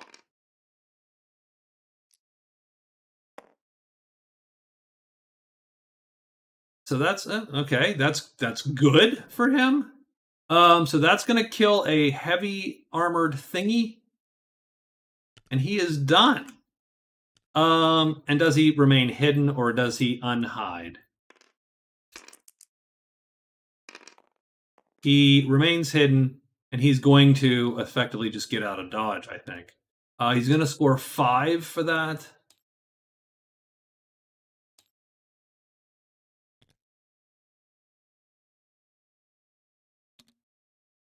And just as importantly, he's going to get his Dragon Slayer. And he's got Dragon.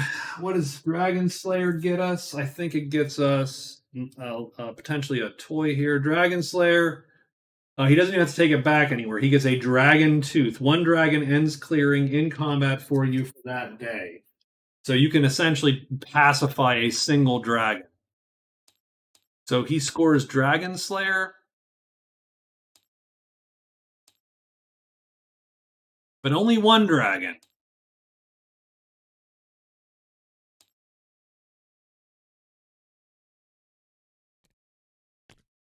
So not bad. That was a little fortuitous for our guy there.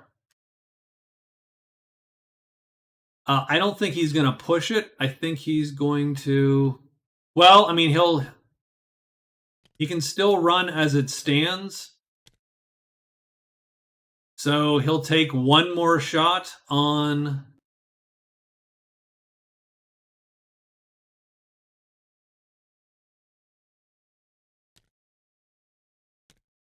the demon, maybe.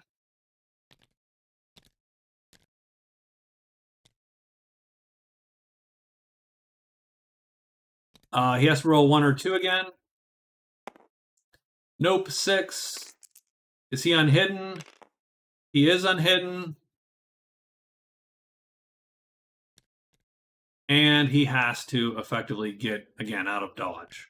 And he can by playing his L2, and he's out the door. And he does have fatigue when he does that, because he will have played an asterisk to shoot the bow. So he'll fatigue a fight M3. And every time he runs, technically, in that cycle, he has fatigue. I probably forgot 1,000 times already. Again, I apologize to anyone I've bitched at. Sorry. You guys are really great. Actually, I do. I actually love.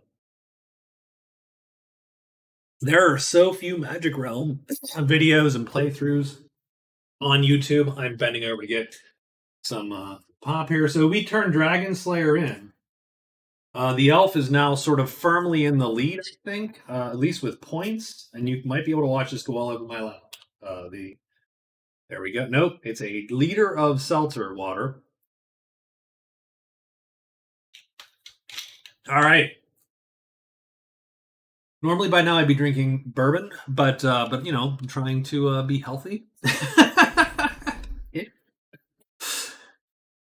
So okay, elf is done. I think that's all the battles for the day. The Black Knight is not. Can't putz with that tremendous troll. That is not a thing. That troll is big and bad, not cool.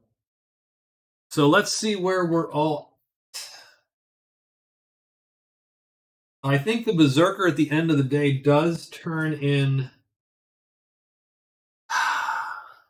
Normally, the bridge quest, the bridge task is super simple, but I actually don't think it's going to be simple for him at this rate. So I think we're just going to turn those in, and maybe even get a hand. So we're going to turn 2 in and burn 2 cards, because we can do that in a dwelling. We get Spider Slayer, kill a spider, and treasure cache. Discover the lost city as a site, and you find a treasure cache. So the Berserker gets rid of pub crawl and bridge magic and does Spider Slayer. And treasure cache, which is lost city. Treasure cache. And that is lost city. And we will save that.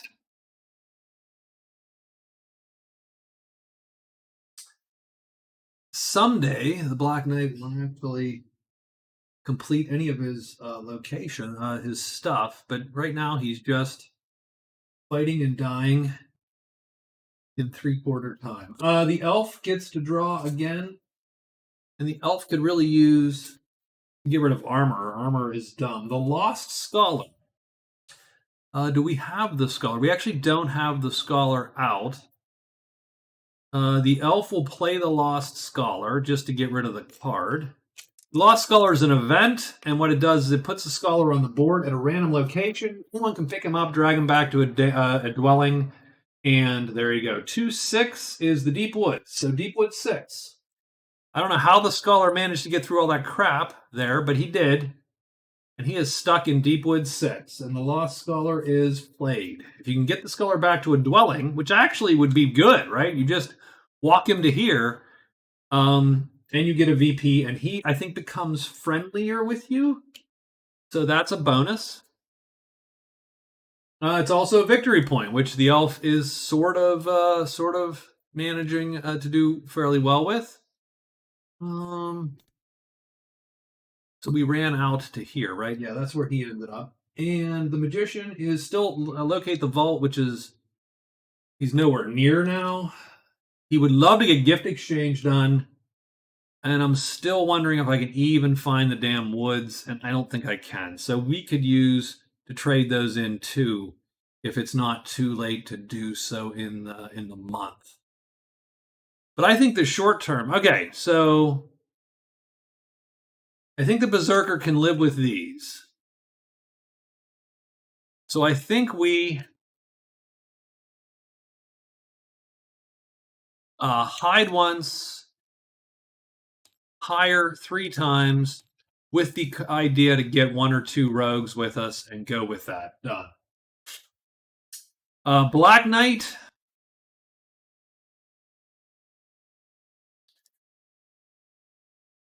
Black Knight is sort of hurty right now.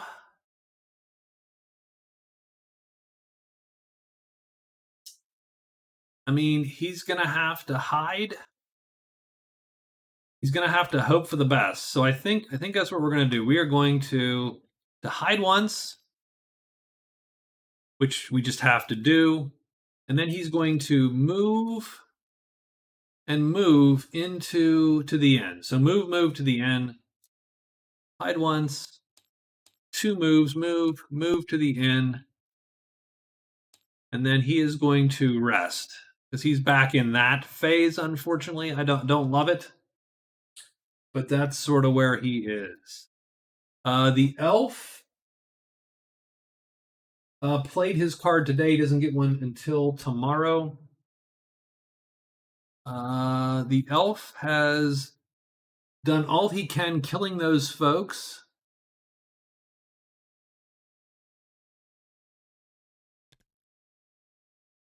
Does he have Deep Woods 6/3? Does the elf have anything in the Deep Woods? No.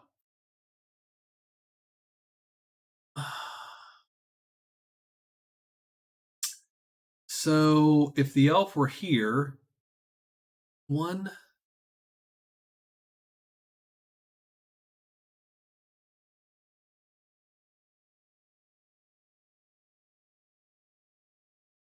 Okay, so I think the elf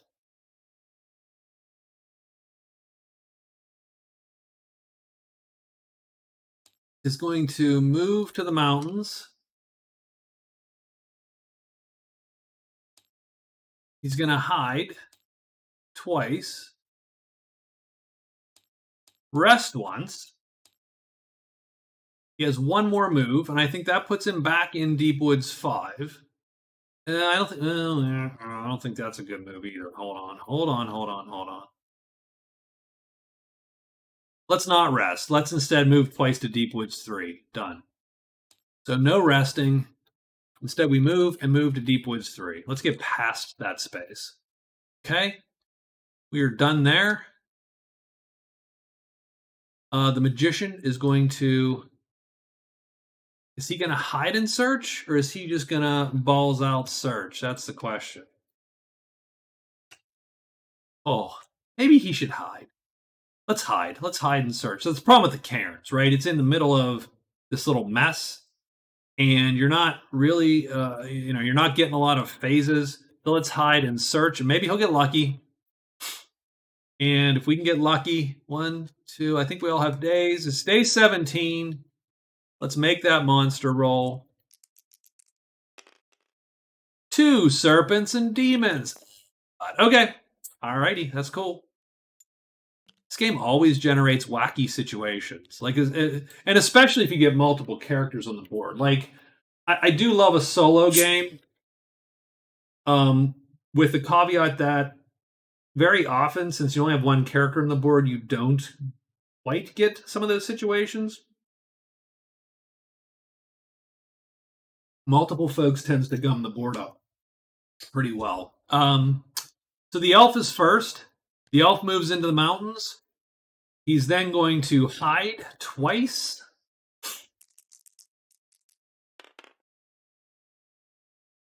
Success.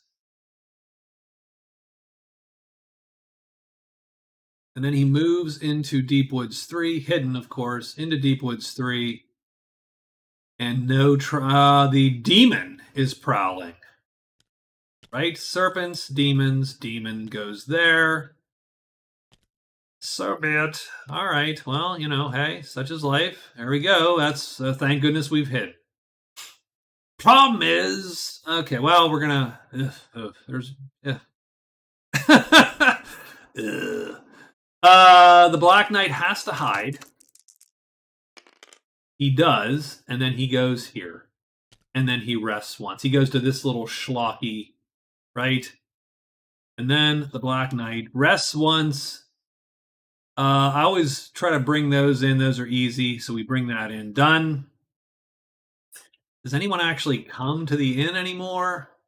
No, it's house or small campfire. I think we're done. Everybody who can come to the inn is at the inn. Ooh, okay. And the magician hides. Yep. And then searches. And he's going to try to locate the cairn. He needs a 4 or a 1. That's a 5. That is not that. That's not good. That don't go. The question is, there is no other serpent to come to the board, but this one does land right on our magician.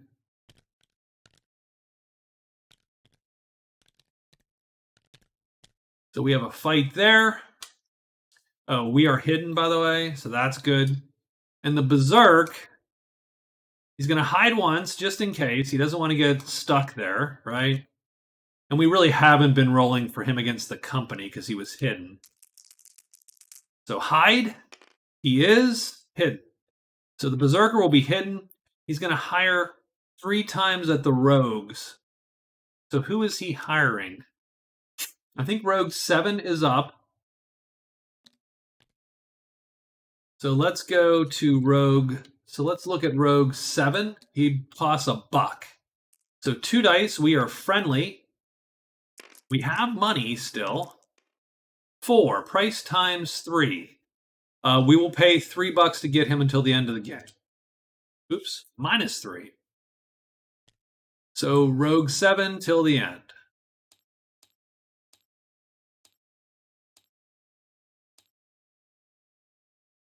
We'll hire again. I think Rogue 5 is left. I think Rogue 5 is still a buck. Rogue 5 is still a buck. And we'll hire him too. Maybe we should have done this at the very beginning, because that gives us a little more options against these stupid trolls that we've been avoiding. So maybe the Berserker's just been a little price times 2 again. So $2. We'll take $2. So -5. We're down to $5. That takes us out of the gold running. But we've hired Rogue 7 till end and Rogue 5. This sounds like Star Wars. Rogue 5 till the end. Done. So we got 2 dudes to travel around with the Berserker. Tomorrow, these guys we're gonna just go and see if we can throw them at some monsters and then hit the monsters with our axe while they're not looking. That's really sort of what we're gonna do. I think that's it. I think we are done with the day. And so let's see who's fighting what. So the elf.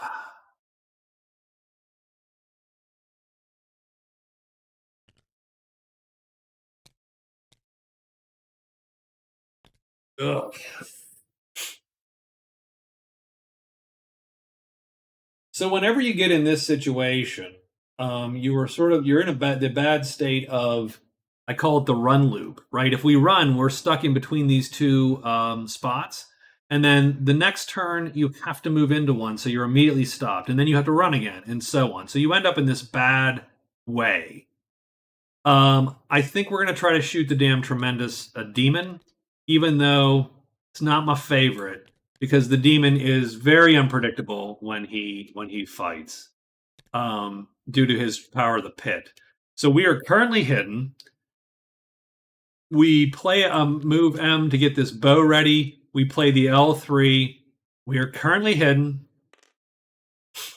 We need a 1 or a 2 to kill the demon. So 6 doesn't do it.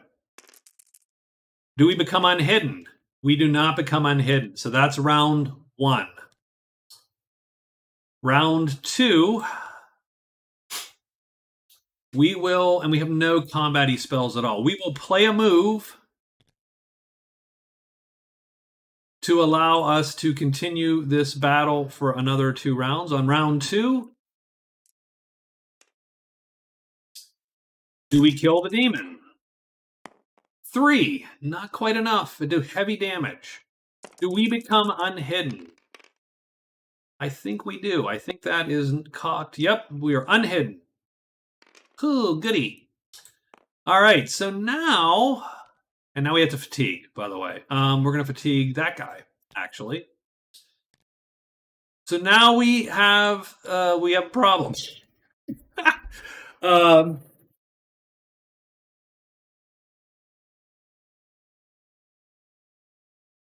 I mean, you could possibly kill him. You have a 1/3 chance of killing him.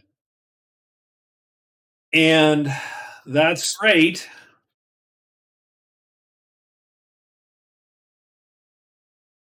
But you will be stuck fatiguing again because you'll have to play a move 2 to not be hit by the demon's power of the pit. So it's literally a 1/3 chance that you kill the demon, a 1/3 chance the demon hits you with power of the pit, which then all hell breaks loose.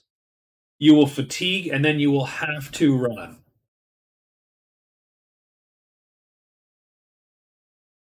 You will get the first shot though, so literally the odds are just a tiny bit in your favor because it's not a 1/3 chance he kills you. It's a 1/3 of the 2/3. So you actually get it's 2/9 effectively that he's going to cap you. So 22-ish%. So you have a 33% chance of killing him. He has a 22% chance of hitting you with something. And then there's a 45-ish% chance that nothing happens and you have to get out of dodge again. What do you think? Screw it. We're going to do it. So we have to play. Okay, no. Hold on. We actually. Oh, we can. So we're going to play this to flip. We're going to play this to shoot. We have to play this to effectively avoid getting hit by power of the pit automatically. He still might hit us, though. So first things first, where does the demon go? The demon stays in this box. Uh-oh. That's not cool. He doesn't flip because he's tremendous. That's my fault. Oh, if he hits us, we're sort of screwed, right? We've boned ourselves a little bit. That was the badness. Okay. Well, do we kill it? No, we do not kill it. Womp womp. All right. And so we're screwed now. Now the demon flips and we're actually dead. So we've killed the elf because we were stupid. we should have run. If we were actually playing Magic Realm correctly, the elf runs because I mean, it's just one of those things. You went with the 78, almost 80% chance. You went with the 78% chance of not getting into the situation. It happened. The demon hits us with power of the pit, and he flips. So let's roll power of the pit. Let's see what happens to the poor elf. So we have to roll 2 dice here. It's unlikely that it's that bad. Oh no, it's 2. Carried away, the target's instantly killed. So we shoot the bow. We shoot the demon 3 or 4 times. None of the shots kill it. The demon points his finger. Boom! And the elf is immediately carried into hell. And he is killed. The elf dies. And that's a bummer. I almost feel like I cheated the poor guy because he was winning.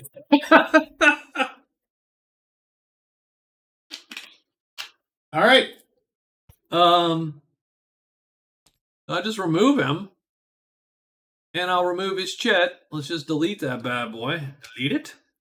Technically, his bow drops in that clearing. Oops, I didn't.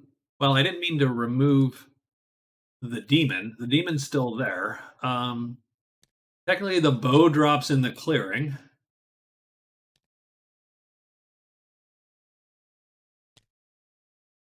But otherwise, the elf is sort of erased from existence. What is that? Oh, it's the word, the elf. Oh, that's super clever. Toss that. There we go. Technically, that was on my slot, so I'm no longer playing. Okay. I do feel bad. I feel bad that I screwed the elf. Oh well. That is how it goes. It's the magician's turn to screw up his combat. So we've got the magician, and no one is on our sheet. I'm going to put, let's see. So he can't outright kill him. If he flips, it's a tremendous serpent. So we'll put him here on his own sheet. So he's not going to be auto hit. That's what we want. And we are going to cast. So nothing's on our sheet. Transform. So that would be 6 purple. 6 is the weird taxidermy symbol. 6 purple.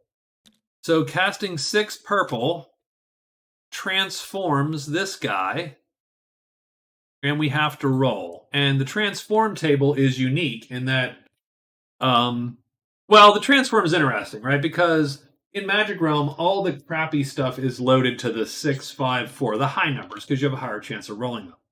Whereas, obviously, he can turn into a tremendous dragon or a lion and so on, and those things are sort of badass. But you'll notice that's all on the high end of the rolls. The good end, I should say, the low end of the rolls, the 1s and 2s, which the chance of us rolling a 1 and 2 is tiny. So what we're going to hope for is we're going to hope for the frog to pop, and then we will kill it.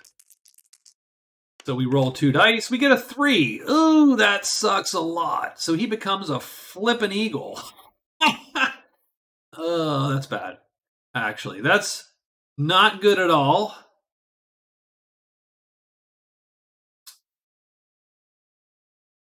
I have to find the eagle, unfortunately. Where the hell is the eagle? Oh, here it is. Eagle. So the serpent is now transformed into an eagle. And we bam. And so we this chit, this is the magic chit used to cast it, is essentially stuck with this guy, and he is an eagle now. Until we kill it. That ain't good. Because, and technically, I get to determine if I'm still hidden. Am I still hidden? I am still hidden. So if this all goes poorly, I might just, which is gonna suck. So let's see how this goes. And what we really want to happen is we're really hoping that this guy lines up and his weapon lines up. And if not, I think the eagle hits him and kills him. Pecks him to death. 4. 4. Everyone stays in the same slot. I think we lucked out. So longest weapon goes first on round 1. And his longest weapon lines up and hits the eagle and does medium damage, and the eagle is a medium target. And the eagle is killed. And thus, the serpent is killed, and thus we get our magic chit back. We're going to get 7 points, 7 notoriety for that.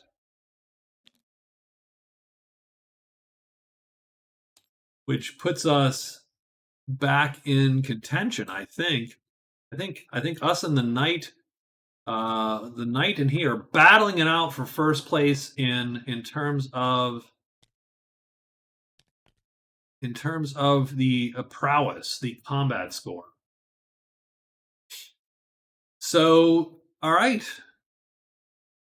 And that is what I do love. I love that about the game, right? There's just enough variety and even though a lot of the strategies sort of become similar-ish, the way they play out become is different because that battle's a lot different than Magician's Alone. It sucks. He turns him into a frog. It's easy. He turns him into an eagle. All of a sudden, it's dicey. If that attack doesn't line up, the rogue's killed. The magician probably just hides in the cave and doesn't do anything. I think that's the end of the day. I feel bad for the elf. I really do. I really do. I feel like I did that to him. Um, hey, what's up, Scott? How's it going, man? I feel that I killed the elf, man. I feel I killed him.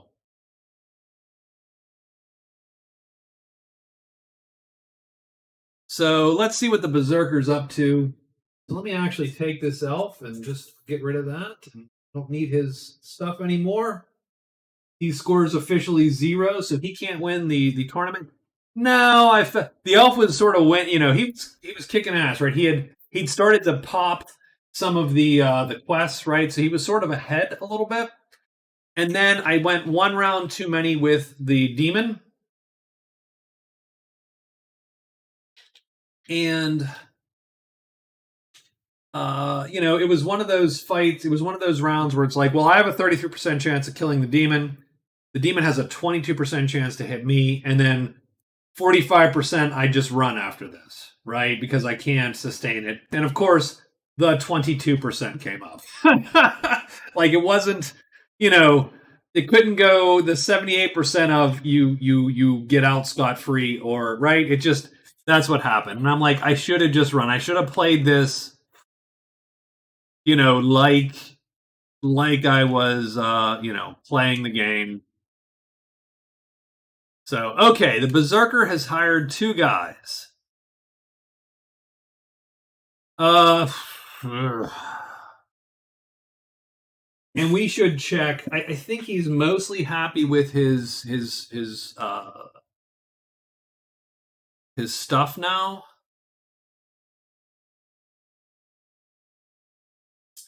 His quests.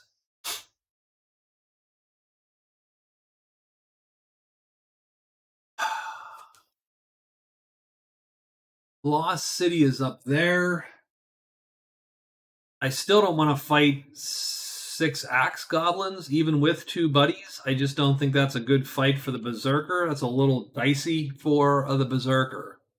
The tremendous troll with 2 buddies might be able to be winnable because you might be able, you get a lot more chances of that troll. The Berserker of all the characters is the least successful combatant so far. So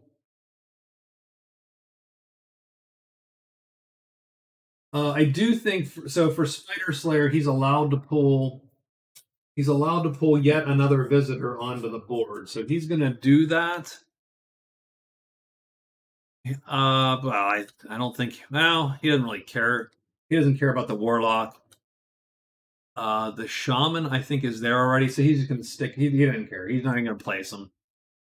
I think he hides twice and moves up to the troll, and let's hope he hides because if he doesn't hide, it's a 90% chance to hide.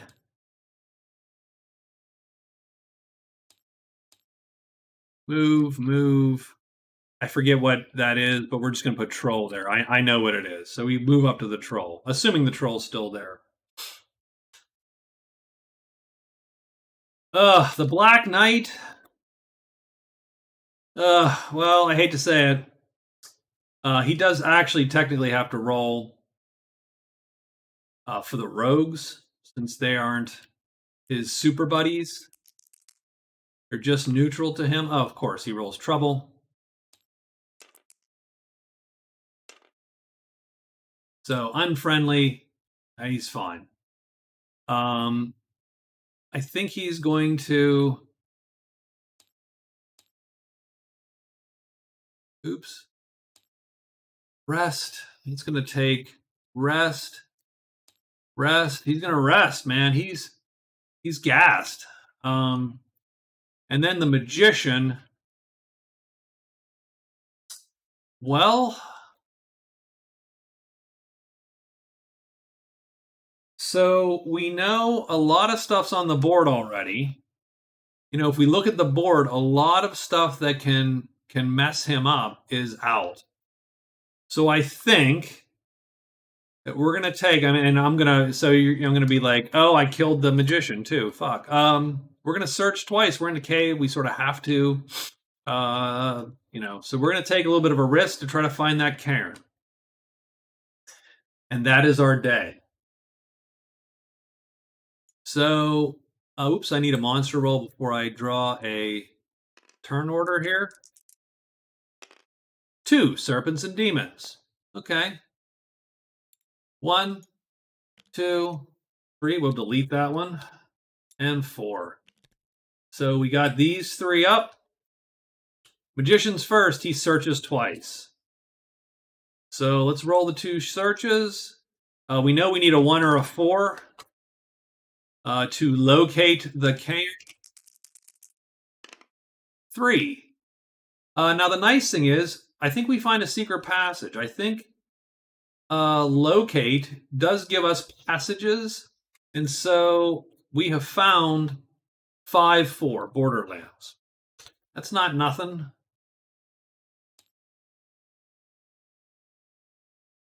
But it doesn't find us the cairn. So we get 1 more. Come on, 4. Now, 1. Okay. Serpents and demons. So Slither 6 does pop. But I think we'll find that it's already all popped. So we are done. The magician is done for the day. Black Knight rests because he is hurting. So we're gonna pull 4 asterisks back. 1, 2, 3, 4. Done with the day. I don't think anyone comes to the inn. I think everybody who's at the inn is at the inn. Yep. Okay, that is done. And now we have our Berserker friend here who's going to hide twice. Oops, sorry about that. Going to do 2 hides because he is successful and he moves up to Trollville right there. He's like, I'm tired of being the wimpiest character. How do you give VIP? SIDS.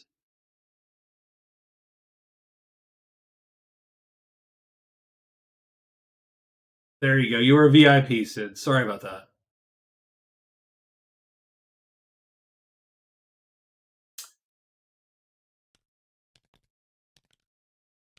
All right, so now we got the troll against the Berserker and 2 randos. I mean, you might as well. I mean, there's no. I don't think there's any real, super advantage to VIP. I don't even know what VIP does. If I'm to be quite honest with you, for all I know, you could delete the whole channel. I mean, it really, So I'm going to drag 2. You are, well, you're important to us. Let's understand something. So, okay, I think how we're going to play this is this guy can't do jack to a troll. This guy can't do jack to a troll. What he can do, though, is not be hit by this troll or an auto hit. Neither can this guy. If we play him, yeah. So if we play the troll like this, then we're good to go. And then the Berserker, who has no one on his sheet, is going to play a fight to alert his weapon. And another fight to use his weapon. But alerting the Great Axe here makes it a time 4. So that's good because it matches up the troll's time. So we are in a good stead here. So though we can't automatically hit the troll and kill him, we can protect our guy. And that's sort of what we want to do. And that's how this battle is going to go. So let's roll to position. It largely comes down to how many times we're going to have to do this stupid die roll and how many fatigues we're going to have to take. So round one. One stays still, and these two things flip. I can handle that. Attacks go off in weapon length order. 5 is the longest weapon here. It intercepts the troll. We do tremendous star, which means tremendous plus a sharpness star. That is reduced to tremendous damage because the troll is armored. That kills a tremendous troll. We are done. Battle is over. That took no time at all to just finish. So, and that is the difference between having a hired native and not having a hired native, effectively. That becomes a way dicier fight. That's a fight I don't want alone.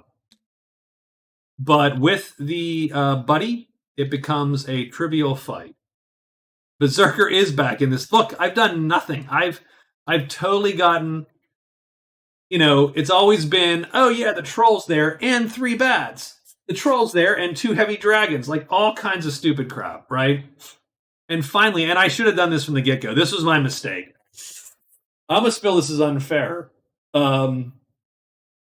But hiring the rogues at the beginning was absolutely should have been key.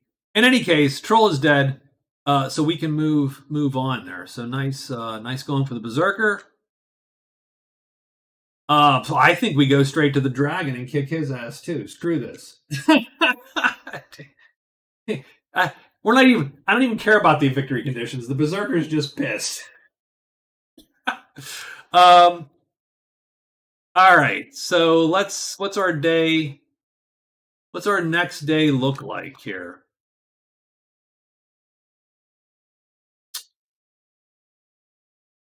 Technically, Lost City would be something we'd want to get to, but I just don't see it.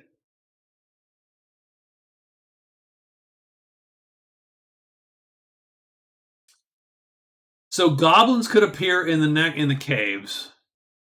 But I don't think they can. I think all the goblins are out. I think there are goblins here, and I think there are goblins over here, and there are goblins that are dead. So I think our next move is literally to walk into here. With the caveat that this dragon does get the first shot, and he might kill one of our boys. But I think we're doing it anyway. Well, but we could hide and make it an auto.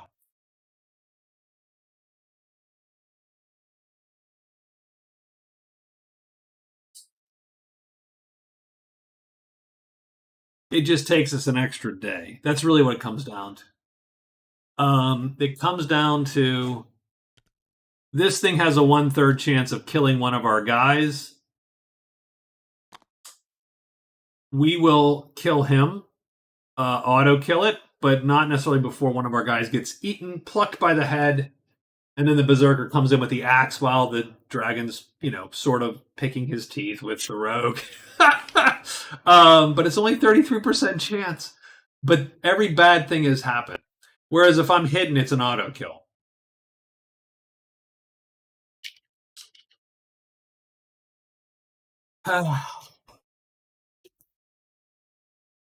Having said that, Berserker's a little bit behind, right? So we're going to move and then move. We're moving to the damn dragon. So we're going to move in. We're just doing it. We're doing it and just balls out as we're going, getting to the end of the our time here. The poor Black Knight is still holed up. I think we are going to rest 3 more times just to get all of our chits back into play. And then what are we doing here for the Black Knight? God, this is ridiculous.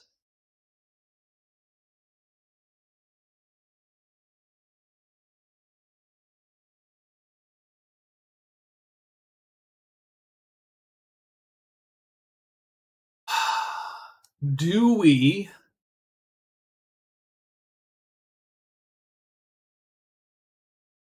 What's he trying to do? Locate the horde navigator, find 3 secret paths. He can probably still do that. Explore the caves would be nice. If he can just get past all that crap, he could explore the caves. Let's roll a trade with the company. So let's rest 3 times, roll a trade, and just be done there for that day. The magician is going to search again and hope to find find something in there. So, okay, that's it. Let's make a monster roll here. 1 dragons. All right, not the worst. Maybe I don't know. I don't know what happens. Let's see what happens. So who goes first? Black Knight first. So the Black Knight's easy. We rest our 3 chits. So the Black Knight has killed 2 piles of goblins. Each time though, he's had to rest for at least he's rested a total of 6, pretty much 6 days in total. 7 if you count all the partial days that he's had to rest. He's rested a week. But he has killed 2 piles of goblins alone.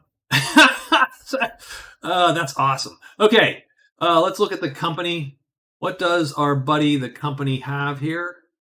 The company has shields, which he could certainly use for sure. Let's look at these 2 treasures. Ointment of Bite. That's actually pretty good. Oh, and Dragon Essence, which is sort of fascinating. It's purple, so we have to keep it up. But not super useful for him at this juncture.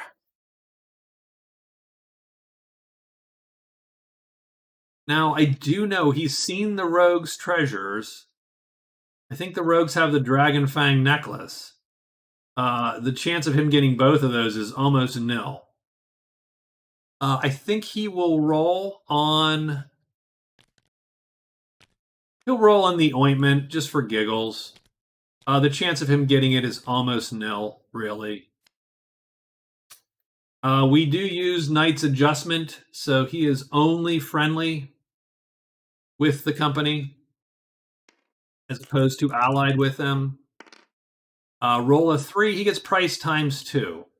We technically could buy the Ointment of Bite for $10.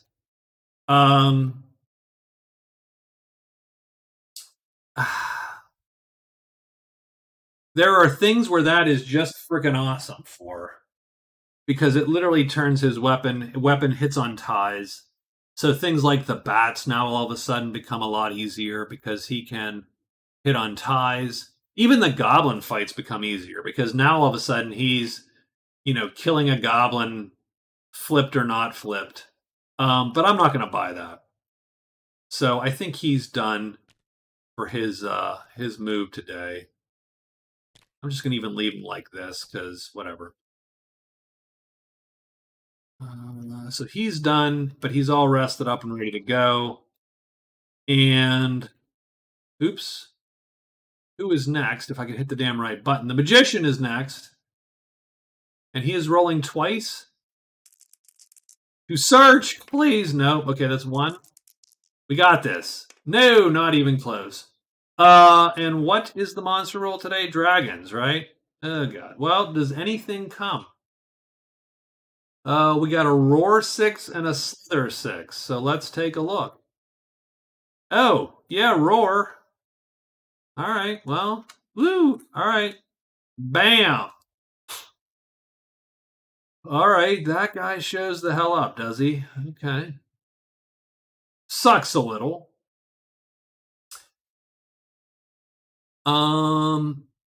But that's okay. I think we can manage that. And finally, the Berserker. who walks in. He's like, "Yep, doing this," and he is indeed doing this. And we're gonna take this guy, and that's where we'll start the night with the battle. So here's the fight. I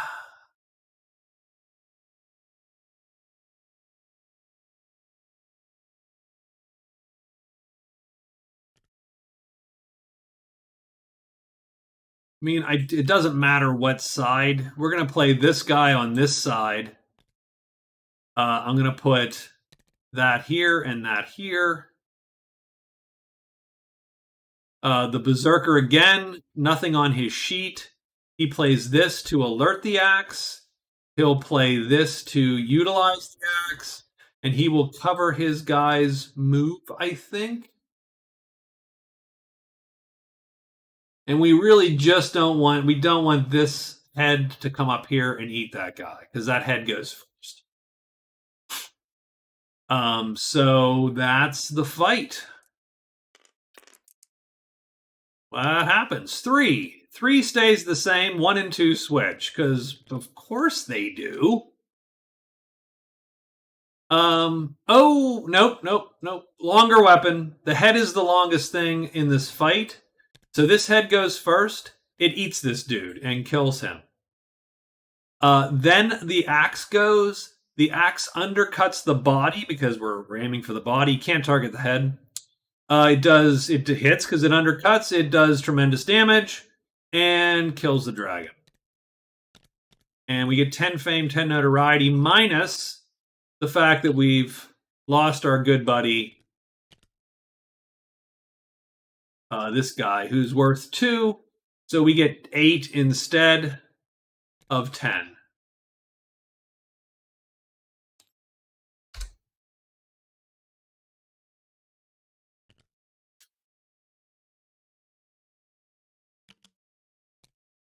Actually, I'll put him here.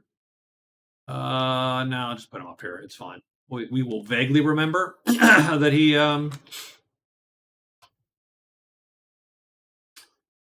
and we are there in the lair spot. The end of the night, I think I'm gonna actually, be cheesy. I'm gonna run away, which allows me to get out of the cave, which is nice at least. And I think that's it. So we are quickly sort of we're slowly getting to day 20 and then 21 here. We're almost on our last week. So it really does behoove our barbarian has done nothing in terms of points.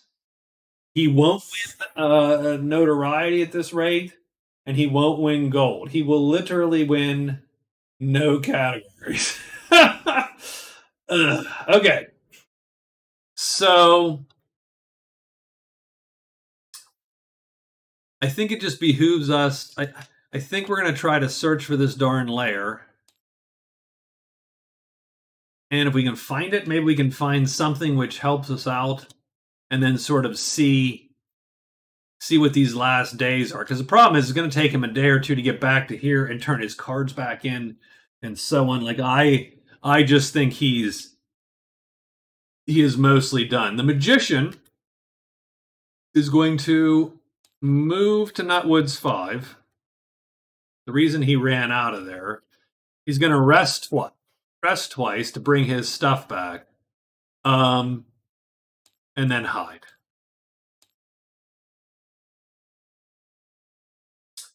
And that'll sort of help him get some of his stuff back in case he has to fight that last dragon.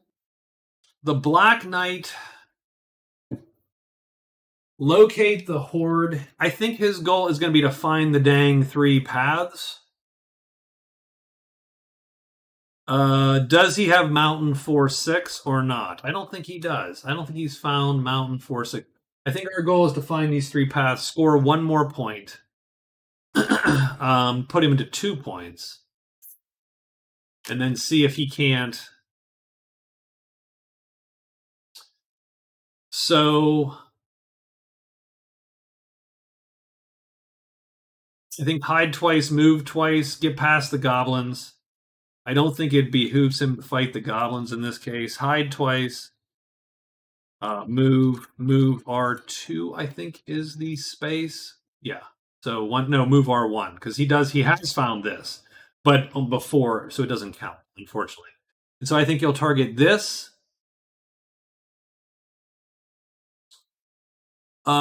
Maybe this. Can he find 3 passages to find in the time he has allotted to him? I don't know. Good question. Maybe the cavern, the caves he could find. I'm just going here because it's easy. He could also, try to get into here, but then he's dealing with bats and all that crap, and that's another. You're back to that, right? I don't love it. Maybe get to here and find this one. So that would give him 2 passages, 2 paths, and then try to get to a third. So definitely to get to the mount. So that's what we're gonna do. So 1, 2, 1, 2. He moves to ruins 1. The magician is done. The berserker is done. The black knight is done. So we're ready for day 20. We're just trying to eke out a few more points. I think that's sort of where we're at. 3 ogres, wolves, goblins, octopi. So it's the berserk, the black knight, and the magician. 2 searches for the berserker.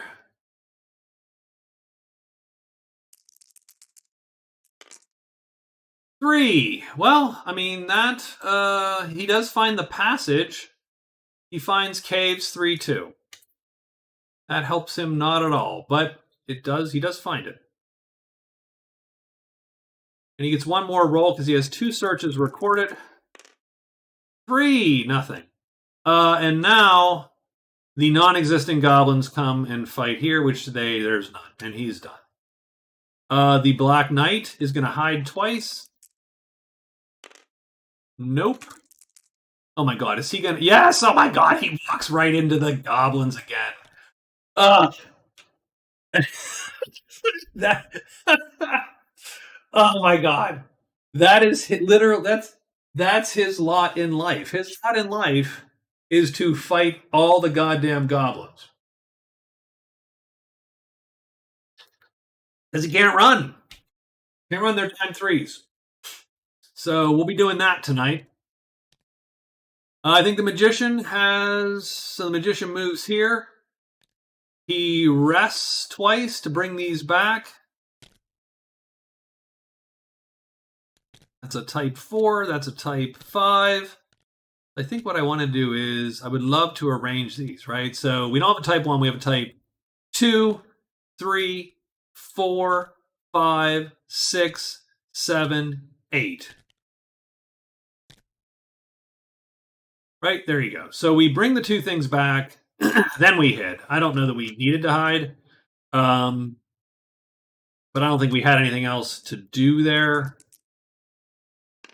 We do hide. It brings, theoretically, something to the clearing, but it doesn't because they're dead already. Bones, so it brings the ogres, which we killed already. And that is daylight. It is evening time. And I think we're all tired. I think we're all tired of this fight, Black Knight, but here we are again. Good news is they can't smash his armor any more than it's already been smashed. The bad news is, I mean, they can kill him. And man, I tell you what I wish I bought. I wish I bought the Gripping Dust, because Gripping Dust would literally just make this 6 rounds of killing a goblin every round, pretty much, almost. Not guaranteed, but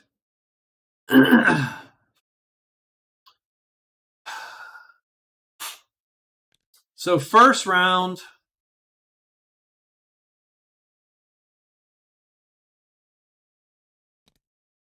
So here's so this is the bad fight. The spear goblins are way better for him. Even the sword goblins are sort of better for him, simply because he doesn't have to play an M4 to ensure he doesn't get undercut. In this case, he has to play a move 4, and he can only do that 3 times before he is fatigued and then starts getting undercut. So let's do that. We're going to do 3 rounds. Doesn't matter what he plays here, really. He's going to target that guy. So we get 3 rounds to kill as many of these dudes as possible. We sure hope we do, because if we don't, it's going to get dicey quick.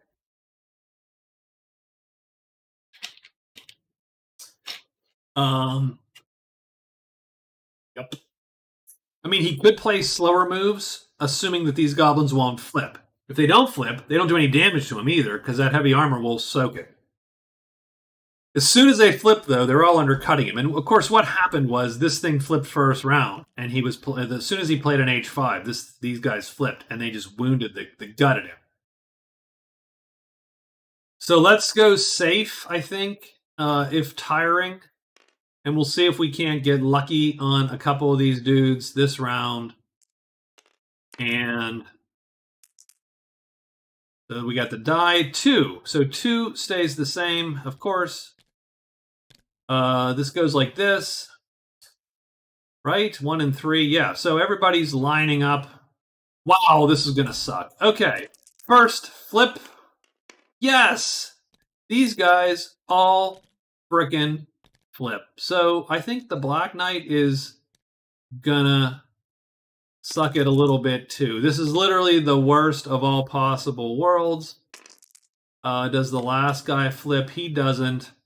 We miss. That's great. These guys hit us first. They're all going to do medium star damage, which is medium damage, which doesn't do anything to the armor, but every one of them wounds him. And he has to fatigue. Yeah, we're effed. So, first round, that's not what we wanted to happen.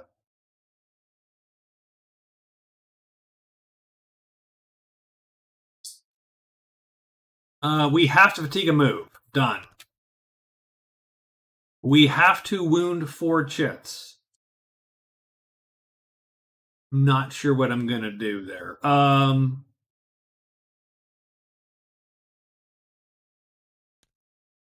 1, 2, 3. 4. Okay, that's round 1. I don't think he's making it. I think we might be done. I think the Berserker might advance in the tournament because he doesn't die. Because we're taking the top 2 technically win. That's my criteria for this. I didn't think anyone was going to die, but I think Black Knight is not going to make it. Okay, so the one nice thing we can do, though, is we can shift this around.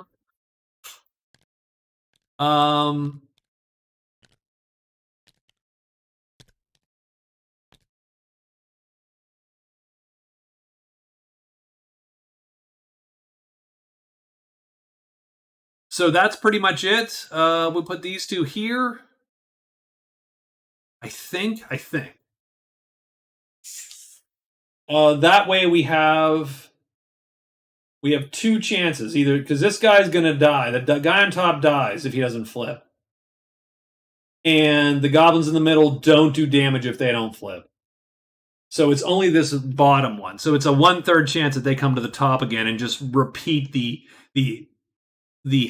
just punching of the Black Knight that they did. I was going to say something vulgar, because they pounded him. So let's see where they go. Let's do this. Yes. 4. Everyone stays in their block. Good. It's a good start. Does the first guy flip? Barely matters. He does not. Does the second box flip? I hope not. No, they don't flip. Does that third box flip? Please, yes. No, they don't flip. So nonetheless, they miss. Well, but first attack is the time 3. Time 3 hits, kills this guy. Done. We flip the weapon.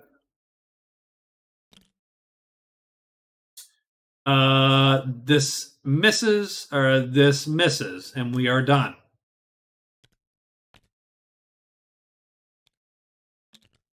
We have to fatigue a move, which we do. We have one more round of being able to fatigue a move. We're going to take that one more round and hope to get this to a four-person fight.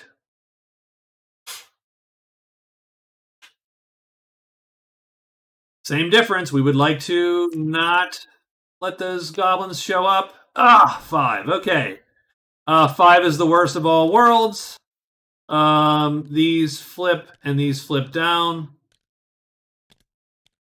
Hopefully that first box will flip and change tactics. It doesn't, because, it won't. So we're going to take 2 hits. Does that second box flip? Let's say no. It doesn't. It doesn't. It didn't. Sorry. Third box doesn't. Man, I mean, we've taken 6 hits without being undercut. That's a bad ratio. So we're going to have to fatigue a move, which is going to be this one. And we're going to have to wound 2 chits anyway.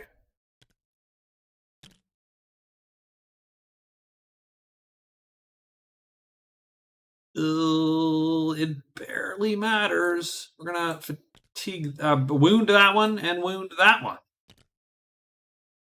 We do get to flip our weapon, so that's nice. But now it really doesn't matter. Like, now we're just taking wounds. I don't think we can survive this. We did not. We can survive it if someone flips effectively. That's actually where we're at. If we can flip a couple one of these bad boxes, so this box, if it flips, we're okay. But having only killed 1 goblin by now is actually a little bit of a disaster. So let's see where these guys end up. 4, everybody stays in their box. That's good. Does the first box flip? Nope. Does the second box flip? Oh, actually it does. That's good. Does the third box flip? No! Yes, it does. We kill this guy before anything else happens. That's nice. We don't take another hit. But now we take 2 wounds. And so that mace flips. We are forced to wound 2 chits, and it barely matters at this point.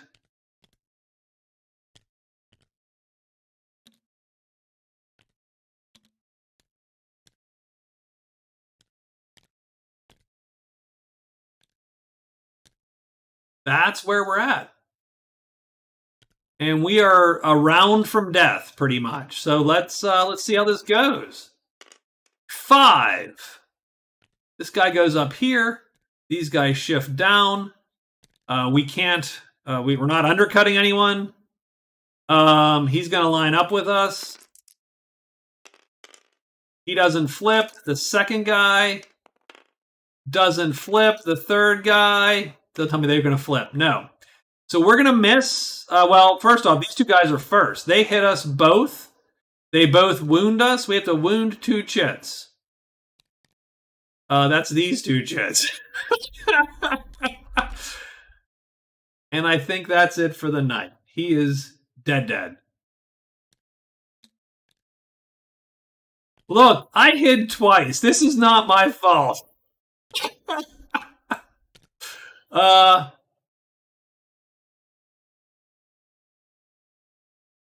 So the Black Knight kills 2. I'm not even going to record his damn notoriety because he is dead. Um, these 4 go back to the board. I don't think it's going to matter though because I think we have completed. I think we've completed what we've set out to do, which was to. His damaged armor goes in the spot, as does his mace.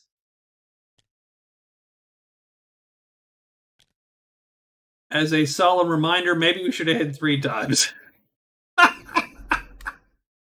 Oh man. I like the closing of the drawer. Like a ceremony, right? I have not killed this many guys in a long time, actually. I'll be totally honest with you. And the Black Knight survived 2 of those, believe it or not. Both times he had to rest like 3 to 4 days.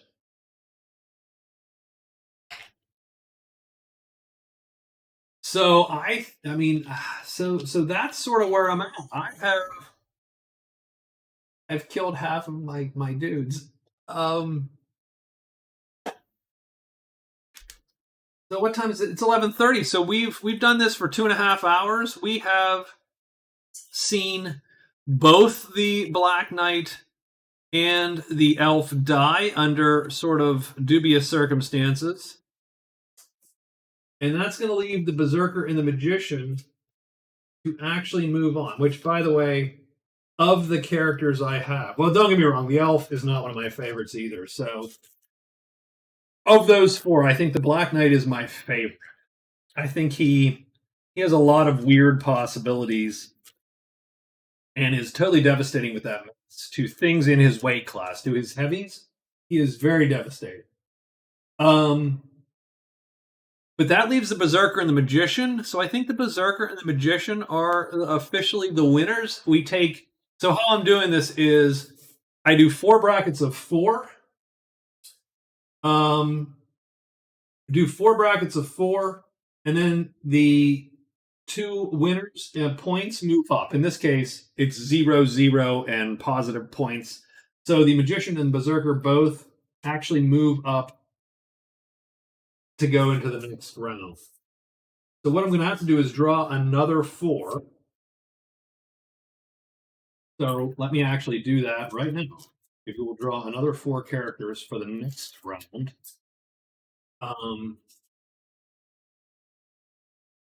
And I'm going to put, winner.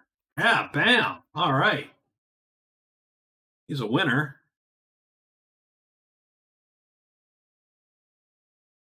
And he's a winner. Oops, that's Remedy Gray. I don't know how that happened. Winner. 1, 2, 3. So we'll save that one. We will save that one. And then, and now we will X out our dead guys, right? X out and X out. Done. Okay. So we got the Berserker and the Magician moving on. Let's actually see who we get for the next round. This will be sort of interesting. Plus, I have to set it up too. And that strangely enough, setting up these boards is the game does all the board stuff for you. But getting all the things set up is strangely difficult. So I have a deck here, so you'll see all the Magic Realm characters. If you've never played the game, you should look it up. Although, God, on eBay, some of these are going for tons of cash right now. So I'm just going to cut the deck, sort of close my eyes here. I'm going to look up. I'll look away, closing my eyes. So we draw 1. Here we go. Cut again. Draw 2. I'm going to cut again. Draw the 3rd, and then 1, 2 last cuts, and draw the 4th. And so what I think we have done, this is an interesting draw. I have my least favorite character, the Swordsman. The Swordsman is a super light fighter, who starts with a thrusting sword, which is a rapier. Swordsman.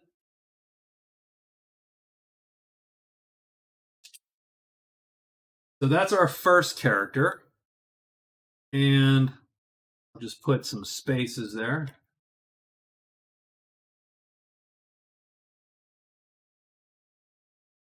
There we go, just to make the spacing work. Go just like that. So the swordsman is first.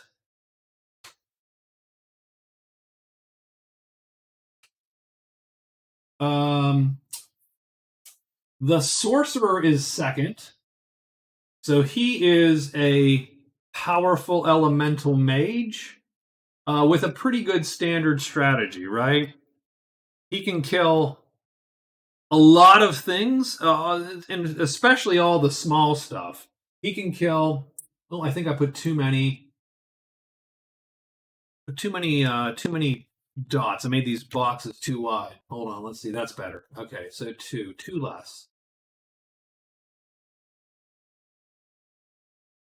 So yeah, the sorcerer has a pretty good tried and true strategy. He takes a fireball, fiery blast.